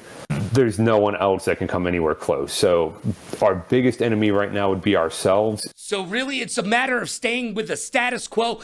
Believe in what Titus has set up as the mission statement for the company and just go all steam ahead. Yep, we just got to keep doing it. The hubs that are growing, we're expanding outside of just Virginia and having travel in, being able to hit Atlanta, Nigeria, all over the place now. It's going to be huge. And reaching out to different markets, having different people able to play that haven't been able before. Yeah, it's just going to keep spiraling upwards. It's going to be awesome. And I completely agree with you. I'm strapped in. I am ready to take that ride. I bought the ticket. Now let's take the ride. Let's go. Question number 4. This one's going to get a smile out of you. Okay, so is it Chick-fil-A or Popeyes? Oh, without a doubt. I don't know if you can see the Chick-fil-A cow over my shoulder over there. Chick-fil-A. 100% Chick-fil-A. Have you ever had a Popeyes? Oh, I actually went on a trip a month or two ago down to New Orleans and went to the original Popeyes. Ooh.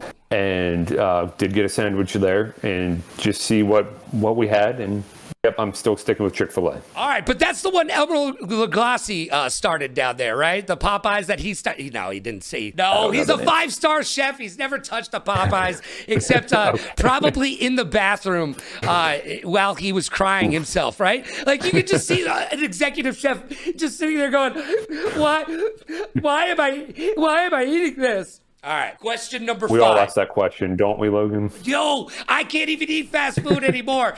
I'm way too old. There are 2 things in my life that I have aged down of. One was fighting games and the other is fast food. It's true, man. I just can't do either anymore. All right. Not there, but. Question number 5. Now, at ESPN, the last time I was there, Tiki Barber and I had a conversation about the state of the NFL. And we both agree that it'll take about 25 years to happen, but the NFL will cease to exist in about 25 years' time. The reason that it will take so long is because it starts on at Pop Warner. The families, the parents, they stop putting their kids into Pop Warner. Thus, they end up playing other sports and high school and football and college. And then about 25 years down the road, there won't be enough NFL players to field the actual league. True or false? Tiki Barber's a genius. That's a tough one. I mean, do you agree with him? You are an ex-NFL agent. Do you agree with Tiki Barber and his summation of where the NFL is headed? I'm going to say true with an asterisk. True in that it won't exist as we know it. I do believe there'll be some iteration of it. It's too big of a business not to survive. But what it looks like is going to be very different, I believe. 25 might be a short time frame. I think it might be a little bit longer. But I do think it'll cease to exist the way we know it. But it won't cease to exist in any form. Yeah, I think flag football is going to be the wave of the future. You're going to see a lot more incorporated into that. We're going to get away from the XFL and more to what we see on college campuses and intramural sports, and that will become the next iteration of the NFL. Before I let you go, I need you as the commissioner of the Ultimate End Gamers League. Man, I need you to give us a little statement. Pump us up for the rest of the season, because this show this week has been all about trying to make everybody understand that they cannot be complacent, because we are playing for $1 million. So what do you have to say to the league? Get your setups right. All that is holy in this league, I beg you, get your setups correct. I know there's some game issues. You can't be blowing 5 timeouts in a half. You can't be putting F1 on 5 laps. We can't having all these mistakes happening right now with the league going the direction it's going. If you're not careful, if you're not doing things the right way, if you're not practicing, you're going to find yourselves out of the league very, very soon as we're expanding to these hubs. I don't want to see that. We have the best gamers on the planet. I believe that. But if you're not doing the little things right, you're not going to take care of the big things. And that's when you're going to lose your spot. You are preaching to the choir. Hallelujah. Yes, end gamers. Be an end gamer. Know that there's 33 games on that wheel, and you are expected to touch each and every single one of them. Jesse, the commish, thank you for being here. I truly appreciate you. Hey, you're most welcome, Logan. Thank you for having me on. And now it's time for the blame game, baby. And And it's time to play the game that you asked for, and ask and you shall receive. It's time to play the Blame Game. And live from the ATL, we've got the owner, the GM, still, I don't know, we'll find out, and definitely the Tier 1. It is Hollywood from the Blaze, baby! What's going on, Logan? Thanks for having me on here. My second appearance, but first time on the Blame Game, so I'm excited to see what you got for me today. And you are the second person to ever come on twice. No, you're the first person to ever be on twice, so congratulations. You've made it to the Technical Timeout Hall of Fame. Hey, thank you. All right, but don't thank me too quickly. Don't thank me too quickly. All right, now, this week, another tough loss. And at the end of the match, you did something that league officials have told me you've never done before. Let's check out the clip. We also had probably some of the worst calls I've ever seen here at the league today. So we lost so many timeouts. Dude, all right, look, normally on the Blame Game, I don't allow you to blame anybody but yourself. But from where I'm standing, you're the owner, and you need to own up to it. What went wrong? Why are you blaming the officials? Well, yeah, I would blame the official, but also we also didn't play well. So, it was definitely some preparation again. Like, some of my players aren't practicing as much as they should be.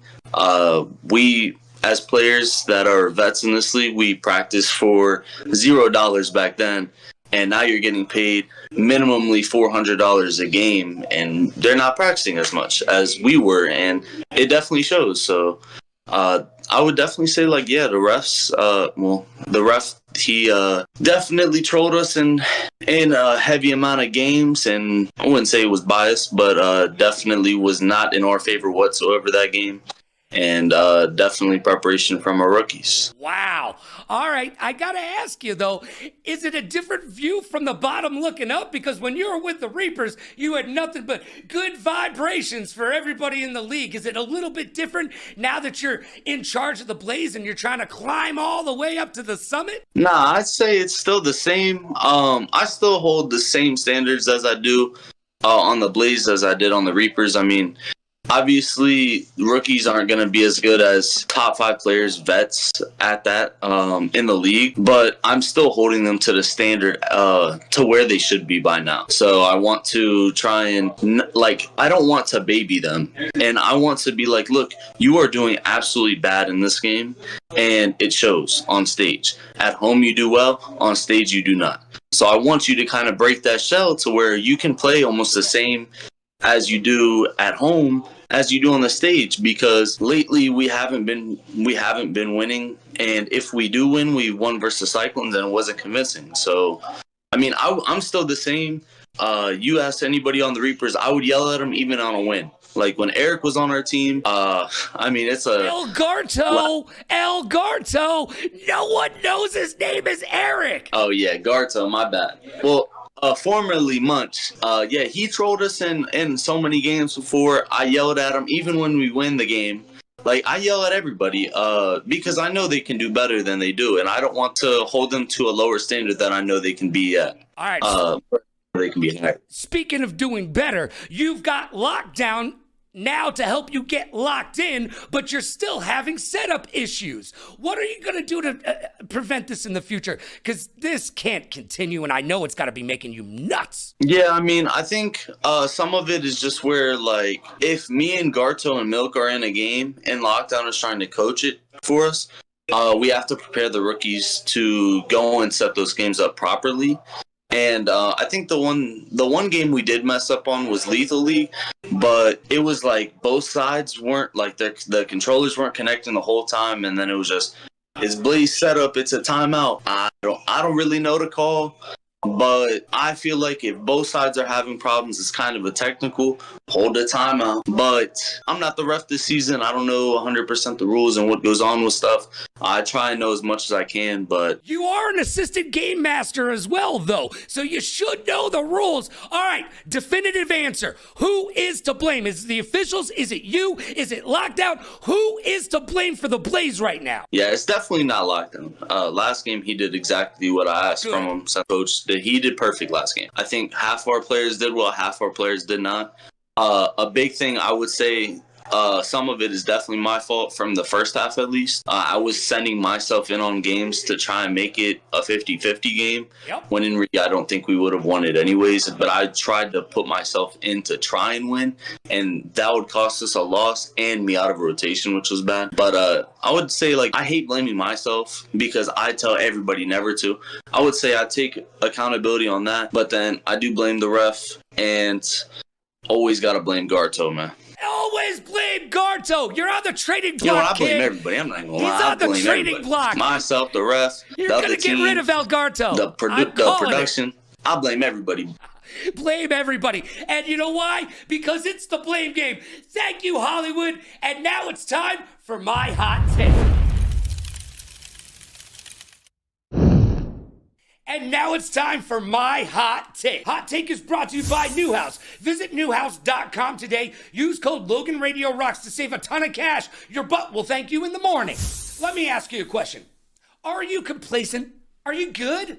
Are you okay to meander in mediocrity? Or are the X-Gods and the Reapers just too good? I am sick and tired of hearing, we're gonna get there. Just wait and see. What good is a wait and see mentality when we are 6 weeks into the season and facing another round of free agency at the end? Have you seen the playoff pay structure? Maybe a good time to review it. I'm just saying. When is it a good time to make a trade? After you make it to the postseason? Remember, not every team is guaranteed a spot this year. So, what you gonna do? Do you have that Mamba winning mentality? Do you think Kobe woke up in the morning and thought to himself, how can I be average today? No. He woke up each and every single morning, pissed excellence, and then went outside and shot 1,000 free throws before daybreak. And he made sure to lift up his teammates and everyone around him to a higher level. Can you say the same?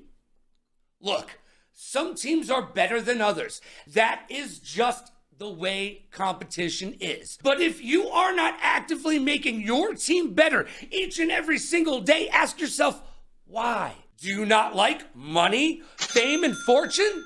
Then move. Get out the way. Because somewhere, Sparrow is chomping at the bit, singing, put me in, coach.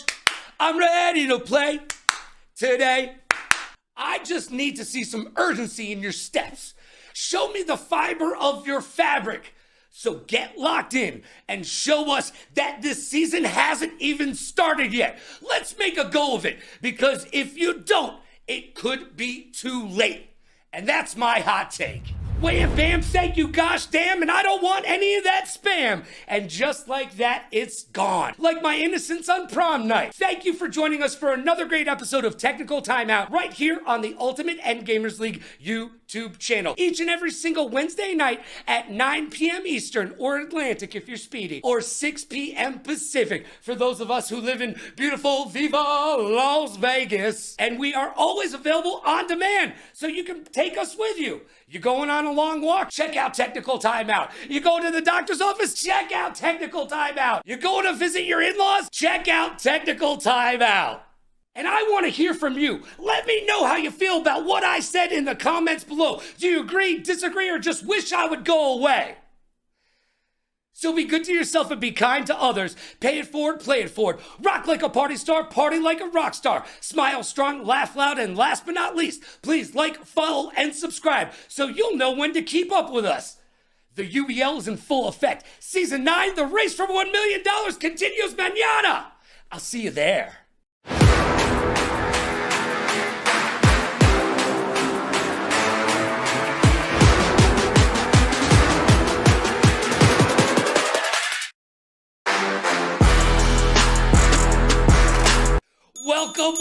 Welcome to another great fun-filled, fact-packed episode of Technical Timeout right here on the UEL YouTube channel. Week 6 is done, and Week 7 in the race for $1 million continues mañana. Well, we did see some of the lower bracket teams play better this week. I think I need to remind you all of a quote from the late, great Mean Gene Okerlund. Close only counts in horseshoes and hand grenades. Boom.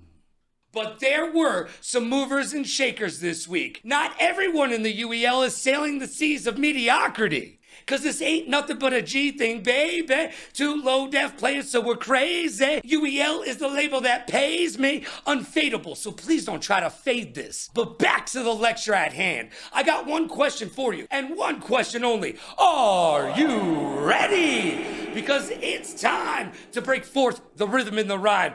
It's time to get down like a clown like Charlie Brown and turn that frown upside down. And it is time for the UEL to shine. So what do you say we get down to that UEL beatdown?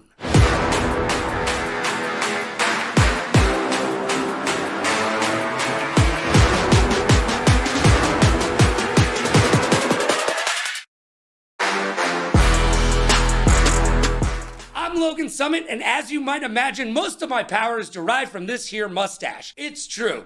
And oh, by the way, in case you're wondering, I am 22-3 in my predictions this season. Not too shabby. But we'll get into that a little bit later. We've got a great show ahead of us, so let's get locked in. It's time for the week that was.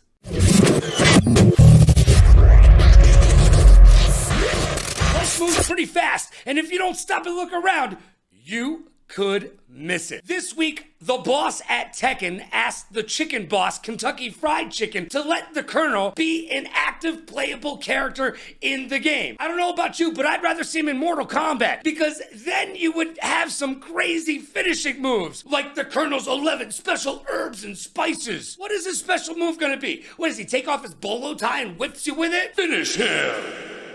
And Blizzard, you know that evil video game empire with Darth Kotick at the helm? Well, they reportedly had a StarCraft, Overwatch, and Diablo adaptation games in the works. But then they decided to sue Netflix. Yep, Netflix stole their CFO, and they have gotten into a costly and lengthy legal battle, which has left those games in the lurch. Aw, did Netflix steal your girlfriend and now you're hurt? Make the games! And finally, the Hawk to a girl, Haley, is back in the news, and this time, not for anything good. She is a certified millionaire, that is true. However, she is now suing the guy who made her famous. Yeah, that's right, the guy who interviewed her on the street. She's suing that dude. He made her famous, and now she's suing him. However, even with her $1 million and Jake Paul's help, she can't get a good lawyer. Because if you look at the law, the person who owns the footage is actually the one holding the camera. Crazy as that may be, but it's true. So that's who she needs to sue. And I get it, she wants the footage. She wants to own the footage that made her famous. But she's suing the wrong person. You can take the girl out of the woods and make her the 4th biggest podcaster in the entire world. But you need to dig up Johnny Cochran. Ask Jack Doherty, because he gives 0 Fs. Or maybe Logan Paul to help. Yeah, remember Japan? And now, it's time for the champ of the chump.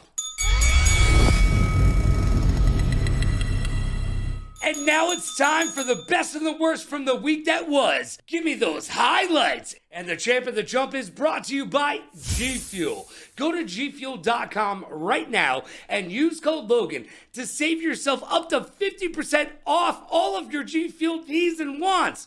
All the cool kids are doing it, and so should you. The champ this week goes to Jekyll. 30-20 on the season, but he showed who had the big brain on Brad in Maelstrom and made sure to secure the win for his team. If someone on his team is counting points, you deny them a bounty, deny them a point, and you ensure that you instead die to the storm. This is what I want to see. Yeah. He makes sure that they don't get any more points along the line. And the chump this week, sad face, is the bots. They used 2 timeouts to fight Billy's limited edition controller. He was making players empty their backpacks. And you know what, the entire time? It was in his own bag, baby. Of course, we have to stop everything to ensure that his limited edition pink control. Notice, it's not just one control. It's a limited edition pink control. La Bamba took Billy's remote. Oh, my goodness. Oh, Billy, so sad. And now it's time for issues.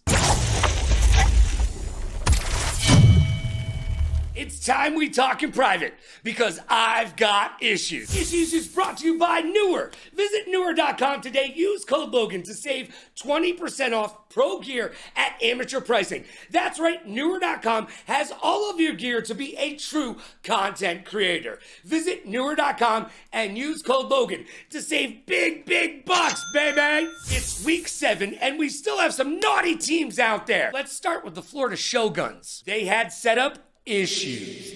And they were losing their mind when they won their first game, which I would remind you made the score 7-1. Yep, they had just lost 7 in a row. Settle down and know your role. Both the Shoguns and the Clique didn't turn in the correct lineups for Checkmate Showdown. Do better.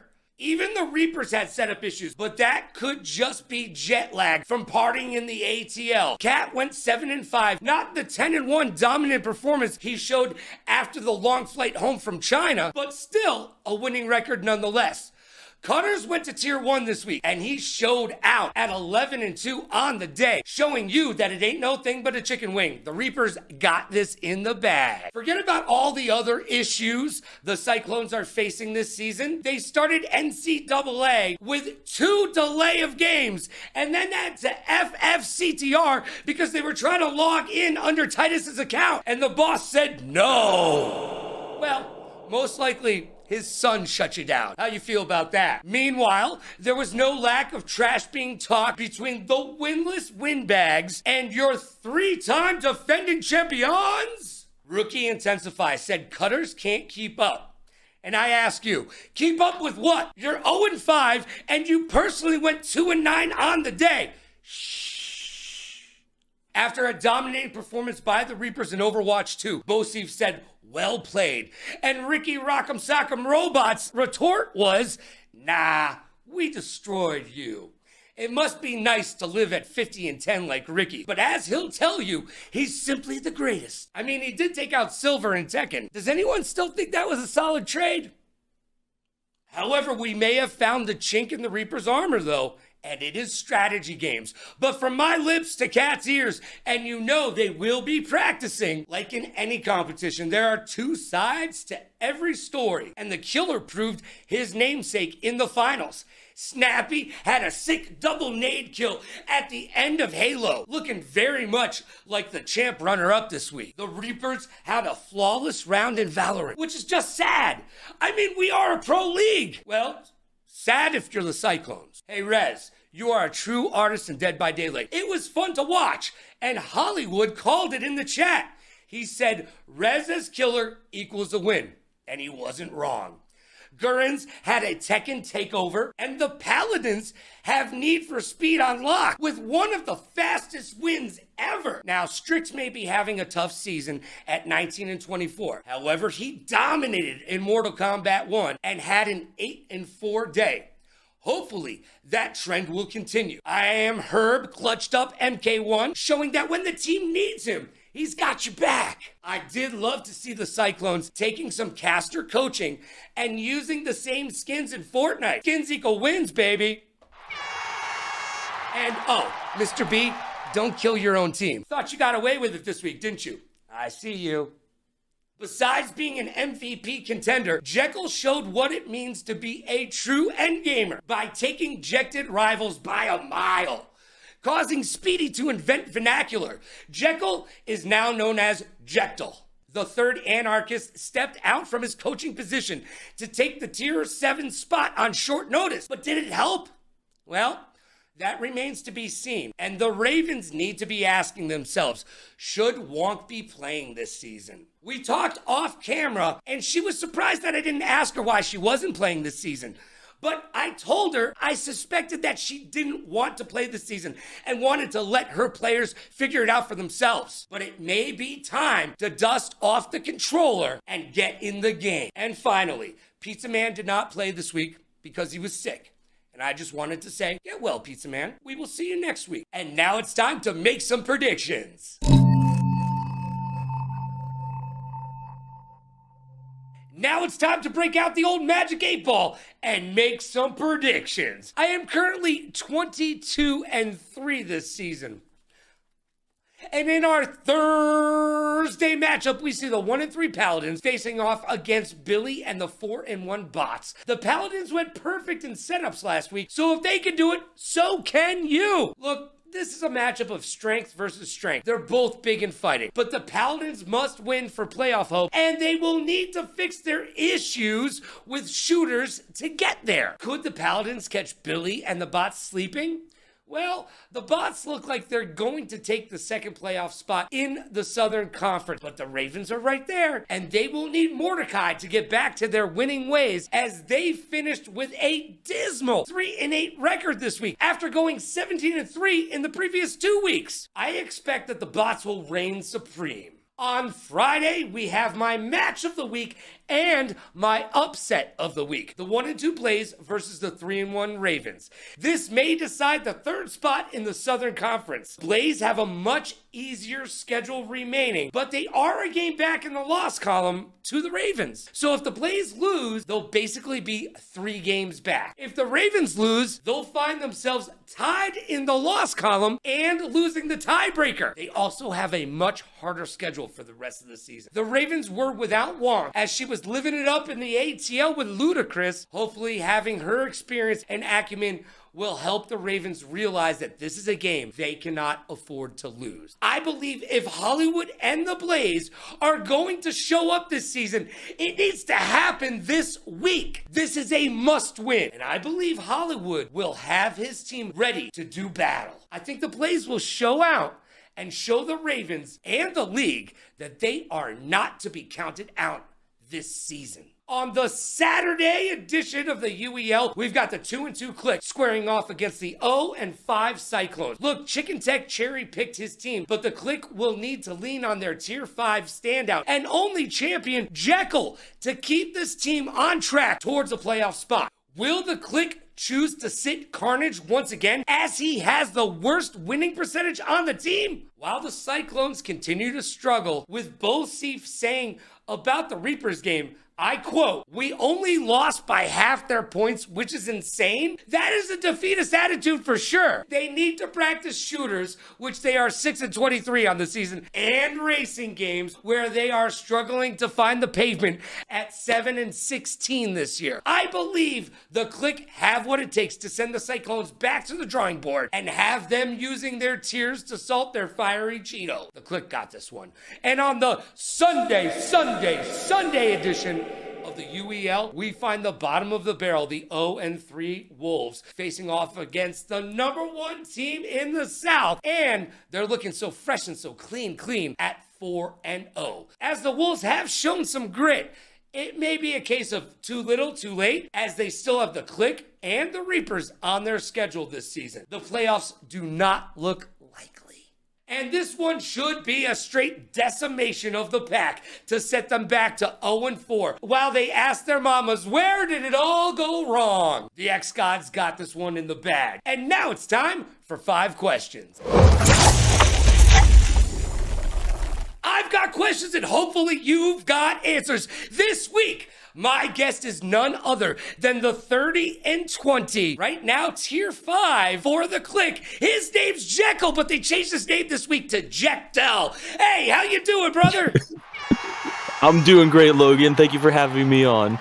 Well, it's my pleasure to have you here. The way that you've been playing, literally, I said, I need to talk to this man because, look, you've got the best record on your team. But let's get to question number 1. Who besides yourself is in the hunt for the MVP this season? Because I see you got to be in the conversation. But who else do you see out there in the MVP search? In the current MVP search, you're going to always have people like, you're going to have Kat, you're going to have Billy. Their names are always going to be in consideration. But a name that I would want to throw out is going to be, honestly, I'm going to throw out Bosif.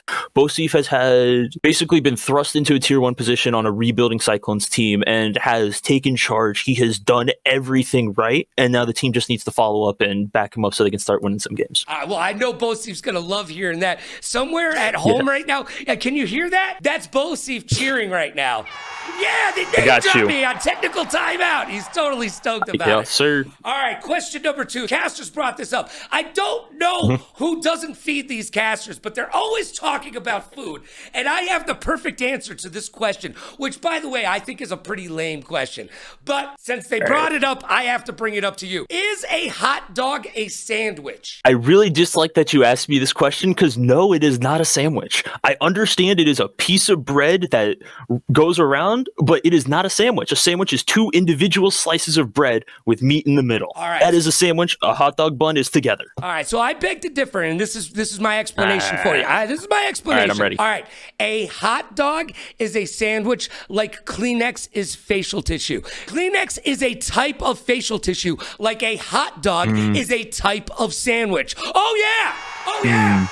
Oh, I think I hit that out of the park. Come on. I think that is a good response to it, but I don't think that's enough to convince me just yet. I still think a hot dog isn't a sandwich. All right, fair enough. We'll let you have your opinions. It's a very subjective question, but this one may not be. Look, your owner is watching this show right now, okay? Yep. And I need you to look into the camera, and I need you to tell him what tier you should be playing at. This is a question I do not want to have to answer. And I'm gonna be completely straight with you, Lewis. I love you. The tier I should be playing at is whatever tier gives the team the best chance to win. I'm not gonna be out here saying I should be tier 1, tier 2, whatever it is. It's whatever puts the team in the best position to win. That is where I go. Well, you took a big pay cut so that Chicken Tech could put this team together. You guys aren't having the season that I think you'd like to have, but you, my friend, 30-20, best record on the team. Yes. I'm just saying tier 5 may be a little bit too far in the back of the bus from where I'm sitting. I've had several people come up and tell me that. I'm sitting here completely fine with it right now. I'm still working my way through college, and I'm helping the team win by taking that pay cut. I'm okay with it. All right. Question number 4. Now, you said you are still in college currently. What are the skills that you have learned from being a pro gamer in the UEL that has transferred over to your scholastic studies? Honestly, being able to process information on the fly. Being able to... So I'm a history major. Being able to read a primary source document and able to digest and understand portions of it and then be able to regurgitation from understanding information has translated well from video games to the classroom. And you know what? You'll love to see it because, when we were coming up, when I was coming up back in the day when I was a teenager with just a little bit of gold in a pager, look, I used to read Word Up magazine and the teachers would say, you'll never learn or go anywhere from playing video games. Well, video games are here. They are here to stay. Question number 5. They're here. Look, you are the only champion on your team and you did that with the likes of the Reapers. So I've got a question for you. You've got Hollywood. You've got Cat. They are hanging on by their fingertips on a ledge, and you can only save one. Who do you save? I don't. I think I saved Cat. I think I saved Cat, and here's my reasoning for saving Cat. Hollywood, you are a great dude. Love you to death. But I save Cat because, one, he has more life ahead of him doing stuff for the UEL, doing things, being that ambassador. And Hollywood's probably going to be able to hold on longer than Cat. So I can pull Cat up and maybe someone else can grab Hollywood before he falls. That's my reasoning. Well, I'm going to see both of them in just a little bit because they are in town with Titus. And I will let them know which of them you want to save and which of them you will let fall to their death. All right. Sounds good to me. That was a lot of fun. Thank you so much for being here, Jekyll. I appreciate YOU. And now it's time for the blame game, baby. You ask for it and ask and you shall receive. Each and every single week, we pick a player from the league or a GM or an owner and make them blame somebody. Well, this week we're going to do it a little bit different because I've got a different type of player on the show. It is none other than the greatest player in the UEL. Trust me, he'll tell you in just a second. Oh, and he's on the Reapers and he is a 3-time champion. Ricky Rock'em Sock'em Robots, welcome to the show. Thanks for having me. Oh, it is my pleasure to have you. Now, normally we would play a clip and you would have to blame somebody on your team for whatever the badness that happened in said clip. But this week, Ricky, no. Nothing bad about you. The first player in the UEL to go 50-10. Show me that success. Ricky Rockham, he won the finals of this game. He's been in high pressure situations. That's why he can wear a smile on his face, because at the end of the day, if you talk to Ricky, I guarantee you, if you ask him, he will give you a statement. Oh, Ricky, you're so fun. You blow my mind. Hey, Ricky. Yo, that was just you getting down like a clown like Charlie Brown and definitely turning your frown upside down. I have to ask you, as one of the most successful players in the UEL who can't even get a driver's license yet, who do you blame for your success? Look, it's either two people. There's only two people that are to blame. Myself and Damien, the cat. Because at the start of the team, it was just Baba Yaga. It was just me and him, basically. Only good two people. But now, we got more people, more players to play. And now, I'm the GOAT, basically. I play every game except sports games. Do not put me in a sports game, except Roller Champions. But to blame, it's either me and Damien all the way. No one else is doing Jack Dilly. All right, so you're going to say that the Damien, a.k.a. the cat, he really helped you in this league get to where you are? Yes, because he built the team up basically by himself. He's one of the best, probably is the best coach in the league, and he's also one of my best friends. Aw, that's awesome.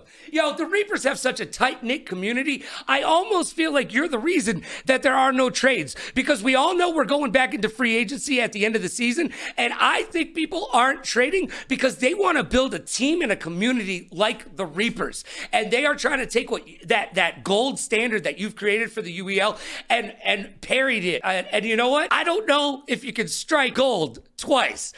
Can anybody beat the Reapers this year, or is it a 4-peat all the way? This season, yeah. Nobody is coming close to beating us. I'm not gonna lie. Since the team switched around, Karma was the only New Moon Eclipse. I don't even know what they are now, but they were the only people who stood a chance against us. Now they're all split apart. No one's winning. It's about to be a wash in the finals. All right, so I'm calling it right now. January 18th, we're going to see the Reapers versus the X-Gods. Tell me how that plays out, Ricky. Yeah, I've been hearing the X-Gods are the best. I've been watching them. You know, they're doing pretty good, but they're not coming close to us. Our team is stacked. And by the end of the season, I'm about to know way more games than I do now. So the whole team's going to learn way more games. So it's over for them. Well, with a 50-10 record, congratulations. You are by far rocking the league.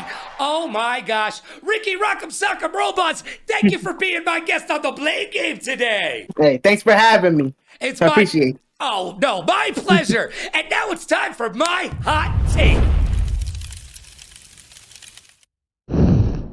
Hot Take is brought to you by Newhouse. Visit newhouse.com today and use code LoganRadioRocks to save a little bit of that do, re, mi, fa, sol, la, ti, do on your next home decor, office decor, gaming chair. Don't buy them. Use an office chair. You think big bosses sit in gaming chairs? Nah.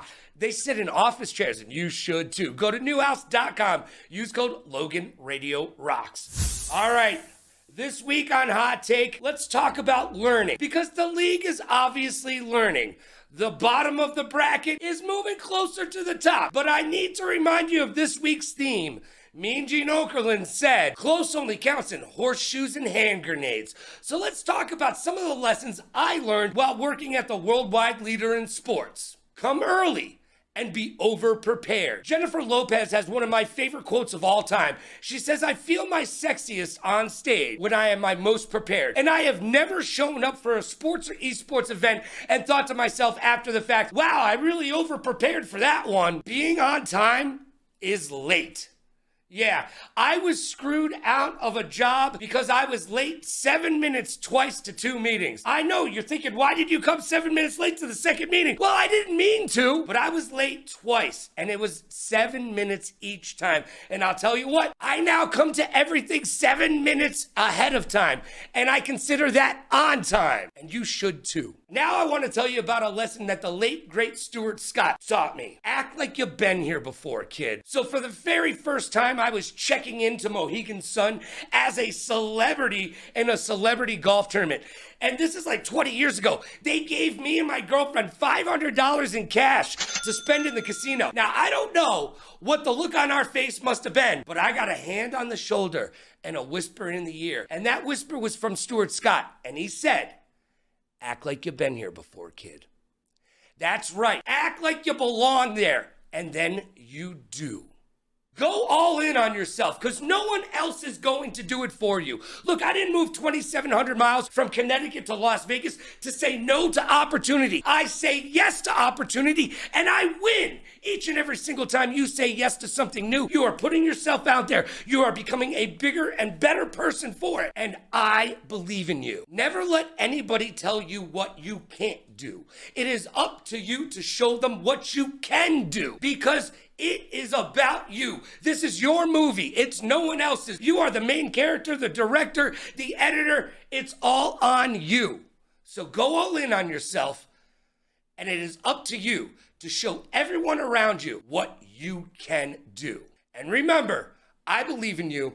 You just got to believe in yourself. And that's my hot take. And just like that, it's over. Time flies when you're having fun. That was quicker than a June bug on a hot tin roof. I have no idea what that means, and neither should you. But thank you for joining us right here on the Ultimate Endgamers YouTube channel. You can catch a new episode each and every single Wednesday night at 6 p.m. Pacific. That is 9 p.m. Atlantic if you're speedy, but Eastern for everybody else. Tomorrow, the race for $1 million continues, and we have a great week of action ahead of us. So get locked in, get strapped in. It's gonna be a bumpy ride as those teams try to rise up from the bottom and take those teams from the top. But the teams at the top, they're like, we are king of the hill, baby. We're gonna knock you down because we don't clown around. I am Logan Summit. This was Technical Timeout. Be good to yourself and be kind to others. Pay it forward, play it forward. Rock like a party star, party like a rock star. Smile strong, laugh loud, and last but not least, please like, follow, and subscribe so you'll know when we'll be back. Thanks for being here. We'll see you tomorrow for that hot UEL action. Get pumped up.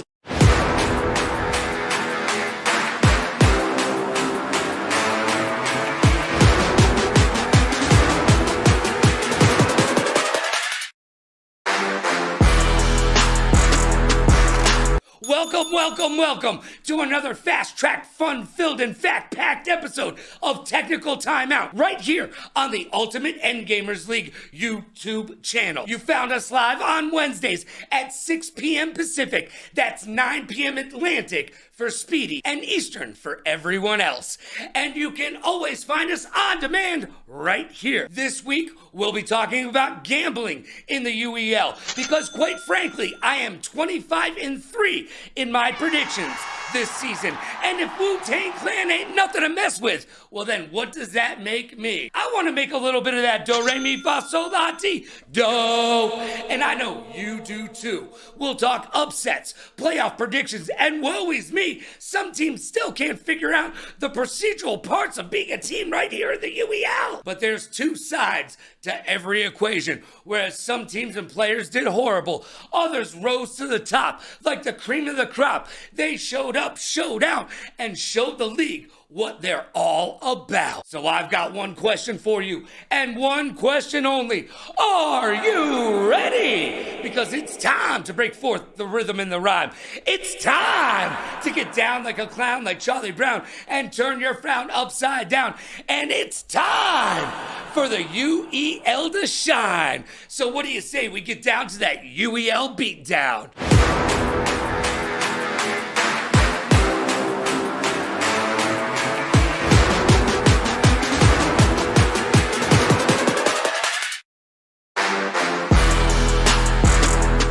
I'm Logan Summit, and I believe skateboarding is not a crime.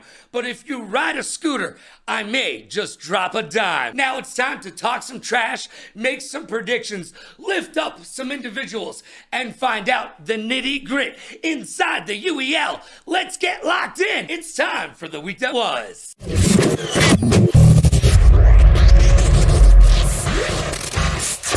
Life moves pretty fast, and if you don't stop and look around, you could miss it. Recently, a Nintendo Switch modder has refused to shut down his website, and the highly litigious Nintendo has chosen to take him to court. Now, most people in their right mind backed down because the last modder who said no to Nintendo lost $2.6 million. Now, Nintendo definitely doesn't need the money, but they do not want you messing with Mario. Now, the really crazy part about this story is that the modder is going to take Nintendo on in court while representing himself. Yeah, that's right.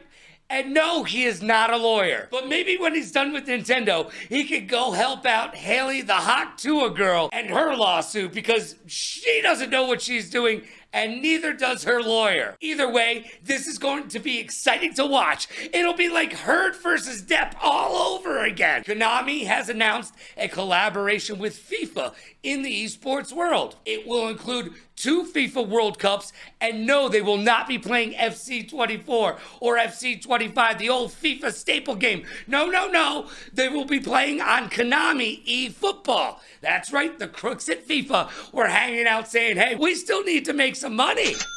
And they're going all in on Konami. And finally, acting superstar and all-around great guy, Keanu Reeves, made his pro racing debut this weekend in the Toyota Grand Prix Cup. This guy goes to weddings for fans he meets in the lobby. He has coffee with fans on the side of the street. He rides a motorcycle. He's John Wick. I'm pretty sure he's Canadian, and he's been in The Matrix. Also, part of one of the greatest bands in the entire universe, Wild Stallions. And now he races cars professionally. Dude, leave some action for the rest of us. And now it's time for the Champ and the Chump. It's time for the best of the worst from the week that was. The Champ and the Chump. Give me those highlights. Champ and the Chump is brought to you by G Fuel. Go to gfuel.com and use code Logan to save yourself up to 50% off all your G Fuel wants and needs. gfuel.com, use code Logan. Save that hard-earned cashish. This week's champ is none other than Blaze owner and Tier 1 Hollywood. Tekken tells the story of why the Blaze won.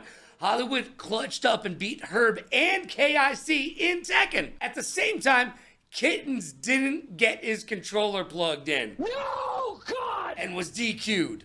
On no planet should Hollywood beat any of those 3, especially Herb, in Tekken. Yet the Blaze got through all of them. Game respect from Herb. He did not start the same way that he's been starting all those other rounds with the instant aggression because he knows how dangerous Hollywood can be if he gives him anything, and we're seeing it right now. Hollywood's already closing in. He gets 2 low. Now, Hollywood would tell you he knew he was going to win and is the better Tekken player. But on the day, he was. This week's chump is the Wolves. Yeah, that's right. I'm calling out the entire team. Please, no. You got checkmate by a pawn and checkmate showdown. God. All of this damage. Stop, he's already dead. The shenanigans is so different. All right. There's no way. There's no way. You had lineup issues. While you were out of timeouts, you had to FF the finals, then Dragon Ball Fighters, then Roller Champs, and then plug your controller in for CTR. But you didn't, and you literally beat yourselves. Not in a good way either. There were more FFs in this event than your post-game interview.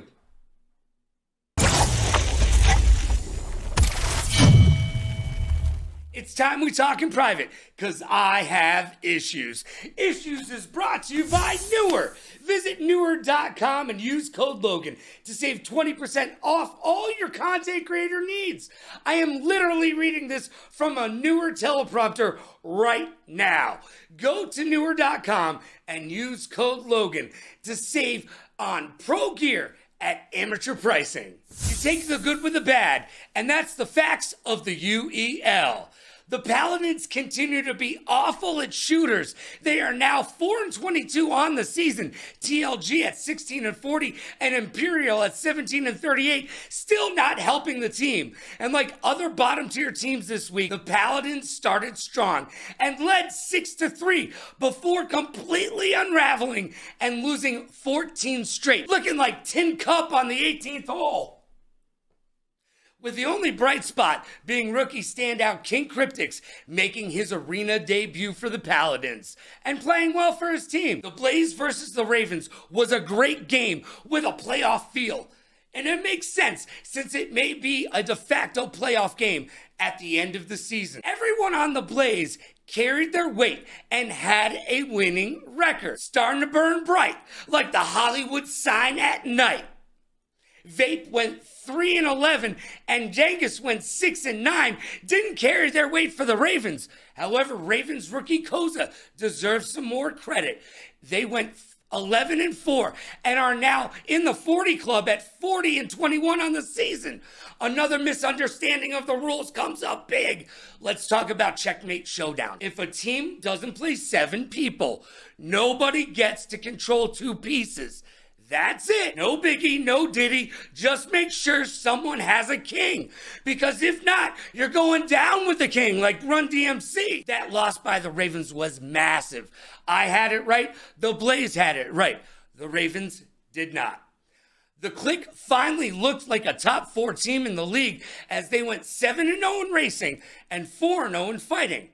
Chat was losing their minds over Silver not playing for the Cyclones, especially since Pizza, not quite a man, got the start. Nepotism or a bad decision by the GM? Hollywood said it's the GM's fault, but you be the judge. I don't think Silver would have fixed a 13-game spread, but he was sorely missed. Is it time for Silver to ask for a trade?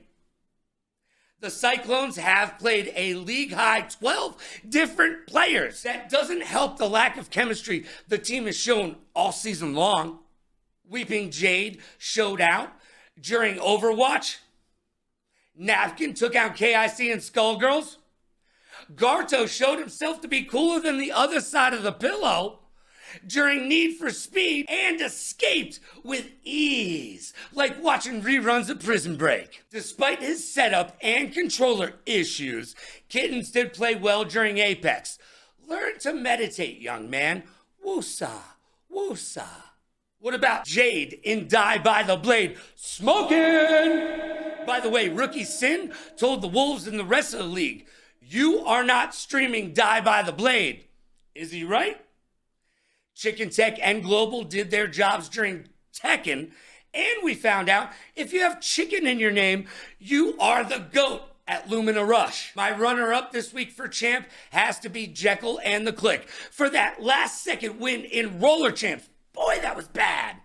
Flip that coin, and we could chump a player on the Cyclones for putting their controller down and allowing that 3-pointer in the final seconds. Don't put your controller down early. What did you learn? Jekyll at 42-22, Mr. OG at 41-24, and Chicken Tech at 40-20 joined the 40-40 club. Even though the Wolves were FFing around this week, we did learn they got shooters. But that's all they got. Might need to get 2 turntables and a microphone and start working on your DJ set. The Ravens desperately need to win a fighter. Please. Everyone was kung fu fighting except for you guys. Get your Jackie Chan on and grab a win. Question. Is the league turning towards a 6-player meta? Signs point to yes. Now let's talk some trash. This week, Strix said the Ravens are the best Tekken team in the entire league. So what happened? The Blaze showed that they are selfish in their gameplay during sports. They need to learn one very important thing. Pass the ball, the puck, or the buck. But make a pass, for the love of God. Gartel told the Ravens, you are a one-half team. He's not wrong. The Ravens need to do something. And walk. I'm looking at you. Now it's time to make some predictions. And now it's time to break out the old Magic 8-Ball and make some predictions. We are currently 25-3 in our predictions. Will we go 29-3 this week? Only time will tell. On the Thursday edition of the UEL, the 2-2 Blaze face off against the 0-4 Wolves. Woo! This is another must-win for the Blaze, and you can bet the Wolves are looking to upset any playoff hopes and dreams that teams have this season. They will continue to try to grab that first win and upset playoff hopes and dreams. Will the Blaze continue to play a 6-man rotation so Hollywood and Garto can play more games? Maybe even drop down to a 5-man and just say FF to Checkmate Showdown? Depending on where the Wolves' heads are at, where's your head at, will depend on how close this game is. However, I do believe the Blaze will burn bright and continue down that yellow brick road towards the playoffs. On the Freaky Friday matchup, we will see Billy and the 3-1 Bots take on the 0-3 Shoguns. Can the Shoguns show out in fighters against the Bots? Signs point to no, but never count out New York Chris G, as he is one of the best in the world. But as we know, on any given day in the UEL, anyone can win a fighter with no download. Big congrats to Billy and Mordecai joining the 40 win club at 40-14 and 40-24 respectively. Looking good, fellas.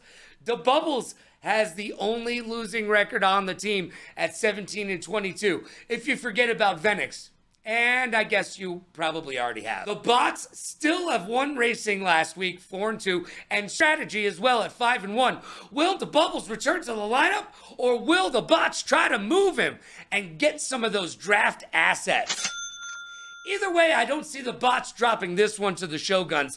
Bots for the win. On Saturday, it's my matchup of the week and a battle of the undefeated and top teams in the North and South. It's also a preview for the finals on January 18th. It's the 5-0 X-Gods versus the 5-0 three-time defending champions, the Reapers.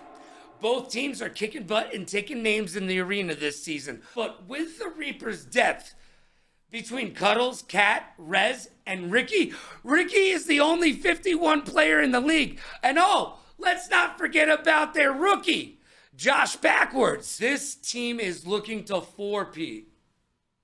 And while I do believe in AJ and the X-God, they will need to play a perfect game to grab an early look championship win.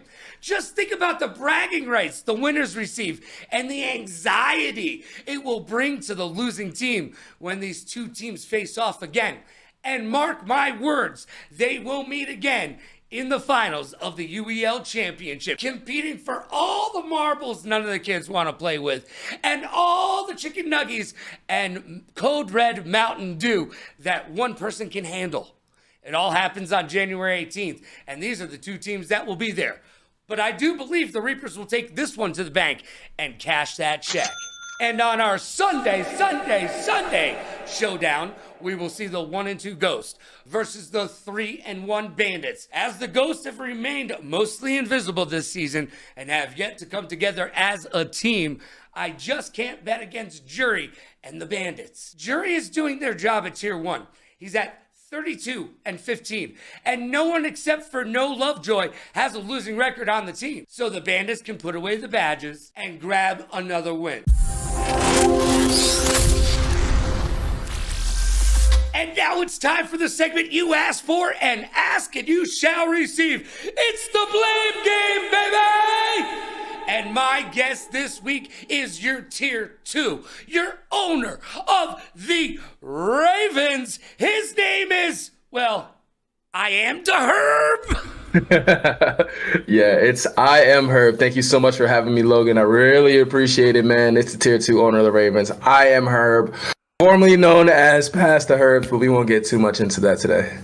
No, that's where the confusion lies, but that's another story for another day. Look, you are known in this league as one of the best fighters. You have performed on the biggest stages. Well, Evo, for one. Yeah, for real. Yo, brush it off, because you deserve that love. However, the UEL isn't about individual play. It's about team play. And, well, we won't talk about Tekken, because we already discussed that. But let's take a look at this Dragon Ball Z debacle. Oh, man. No 2H, but gets the 2H in return. I don't know if you want to anger the beast. Both sides being patient, looking for the block here. But the overhead, this should be the death of Herb. No. The combo. Oh, yeah. Drop. Oh, man, it's got to be heart-wrenching, especially since you are expected to win those games. Look, I need to know. You can't blame yourself, but who's to blame for this Dragon Ball Z dismal showing? You know what? You know who I'm blaming? I'm blaming the developers at Bandai Namco for not making a good netcode. That connection is terrible. Oh my god, it was so bad. It was so delayed. No, I'm just kidding. I gotta blame Vape. I'll blame Vape today. All right, we're blaming Vape. What didn't Vape do specifically? Because you're a gaming guru and especially a fighter guru. Tell me exactly what Vape needs to do to not be blamed. Bruh, there's a lot of that game is not hard to play. It's a very press one button. The square goes in the square hole. The triangle goes in the square hole. The circle goes in the square hole. All you need to do is press one button. So he just got to learn how to play the game at a better fundamental level, man. It's step one. Just press square. He's got to do that. He's definitely got to do that. All right. Well, they say one of the great things about having young talent on a team is you just tell them, press this button when they do this. So I need you, Vape, to put it down, clear the smoke from around you, and understand that if you just listen to the team leaders, they may actually know something that you don't, and you won't be to blame. Yo, I just gotta say thank you so much to my main man Herb for coming by and saying hi. And you know what? Your season isn't over. As far as I'm concerned, it's just getting started. One last question for you. Should Wonk get back in, dust off the controller, and start playing? Oh, I don't know, man. That's a great question, brother. That's a great question. I mean, hopefully she can do something for us, but I mean, I don't know. I just don't think it's gonna happen. I don't know if her heart's in it, to be honest.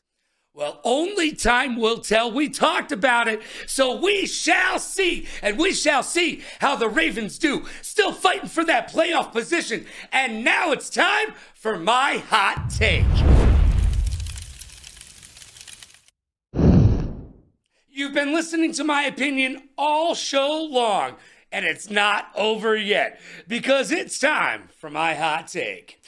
All right, this week, Titus, our very own Steve Jobs, but he's much nicer to his family and his employees, was in town with the likes of Hollywood, the Cat, and Doc. And they were here for a myriad of different reasons, but one of the reasons was gambling. That's right, GTE Conference was here in Vegas, and it's a gaming conference. Not gaming like COD or the UEL, but gaming like spin and make that money, money, money, money, money! Yes. And that's what we need right here in the UEL. If I haven't mentioned it previously, I'm 25-3 in my predictions this season and could use a little bit of that extra do, re, mi, fa, sol, la, ti, do.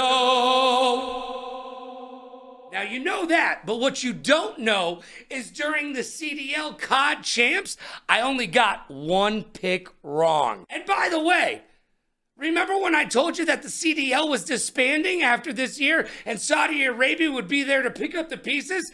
Guess what they did this week? They fired their entire production staff. But that's okay, because UEL will become the new CDL. Because we're going to be bigger and better. Not one game, but 33 games. And that's why we need betting in the UEL. There's so many great bets to be made. Forget about the head-on-head. Who's going to win here? Who's going to win there? The side bets galore are just absolutely amazing. What game will the wheel hit next? Who will be the first to FF? These are great side bets. And they make betting in the UEL that much more obtainable and exciting. Look, it's really hard to bet right now on esports. In America, DraftKings and FanDuel, you can bet on the CDL. But that's it. Now, internationally, you can bet on Dota 2 and League of Legends. But those are international app-based, well, you put your faith in it. I need a centralized betting industry top executive to come on into the UEL and say, we're here. Now let's make it happen. I talked to a couple 24-hour betting networks and asked them, what do you do with esports? And they said, nothing. And I said, why? And they said, We haven't thought about it yet. And I said, that's no true. You're liar, liar, pants on fire. You've thought about it. You just don't have anybody over here who can handle the heat. So get out the kitchen. Move out the way. Because I'm here, and I'm 25-3 in my predictions, and I want to talk about esports betting. More importantly, I want to talk about betting in the UEL. Titus, let's make it happen, because I know those of us who are of age want to get involved in a little bit of gambling and have it be part of our favorite sport and our favorite league, the UEL. And that's my hot take. And just like Tory Lanez in an 87 Stingray, I'm on my way. Yeah, just like that, it's over. But have no fear, because we will be back next week right here on the Ultimate Endgamers League YouTube channel. Every single Wednesday, 6 p.m. Pacific, that's 9 p.m. Atlantic or Eastern, depending on what your style is. And of course, you can always watch all of the previous episodes on demand. Get buckled up, because the race for $1 million continues mañana. And we've got some great matches ahead of us. And some hot UEL action to be decided inside the arena. Get here early and get locked in, because it's going to be a good time. And I can guarantee you'll smile like a puppy seeing snow for the first time. Also, we'll find out, do I go 4-0 once again? Will we bring the record to 29-3 on the season? Only time will tell. So be good to yourself and be kind to others. Pay it forward, play it forward. Rock like a party star, party like a rock star. Smile strong, laugh loud, and last but not least, please like, follow, and subscribe so you'll know when I'll be live. I'm Logan Summit. Thank you for joining us. We'll see you next time on Technical Timeout, right here on the Ultimate Endgamers League YouTube channel.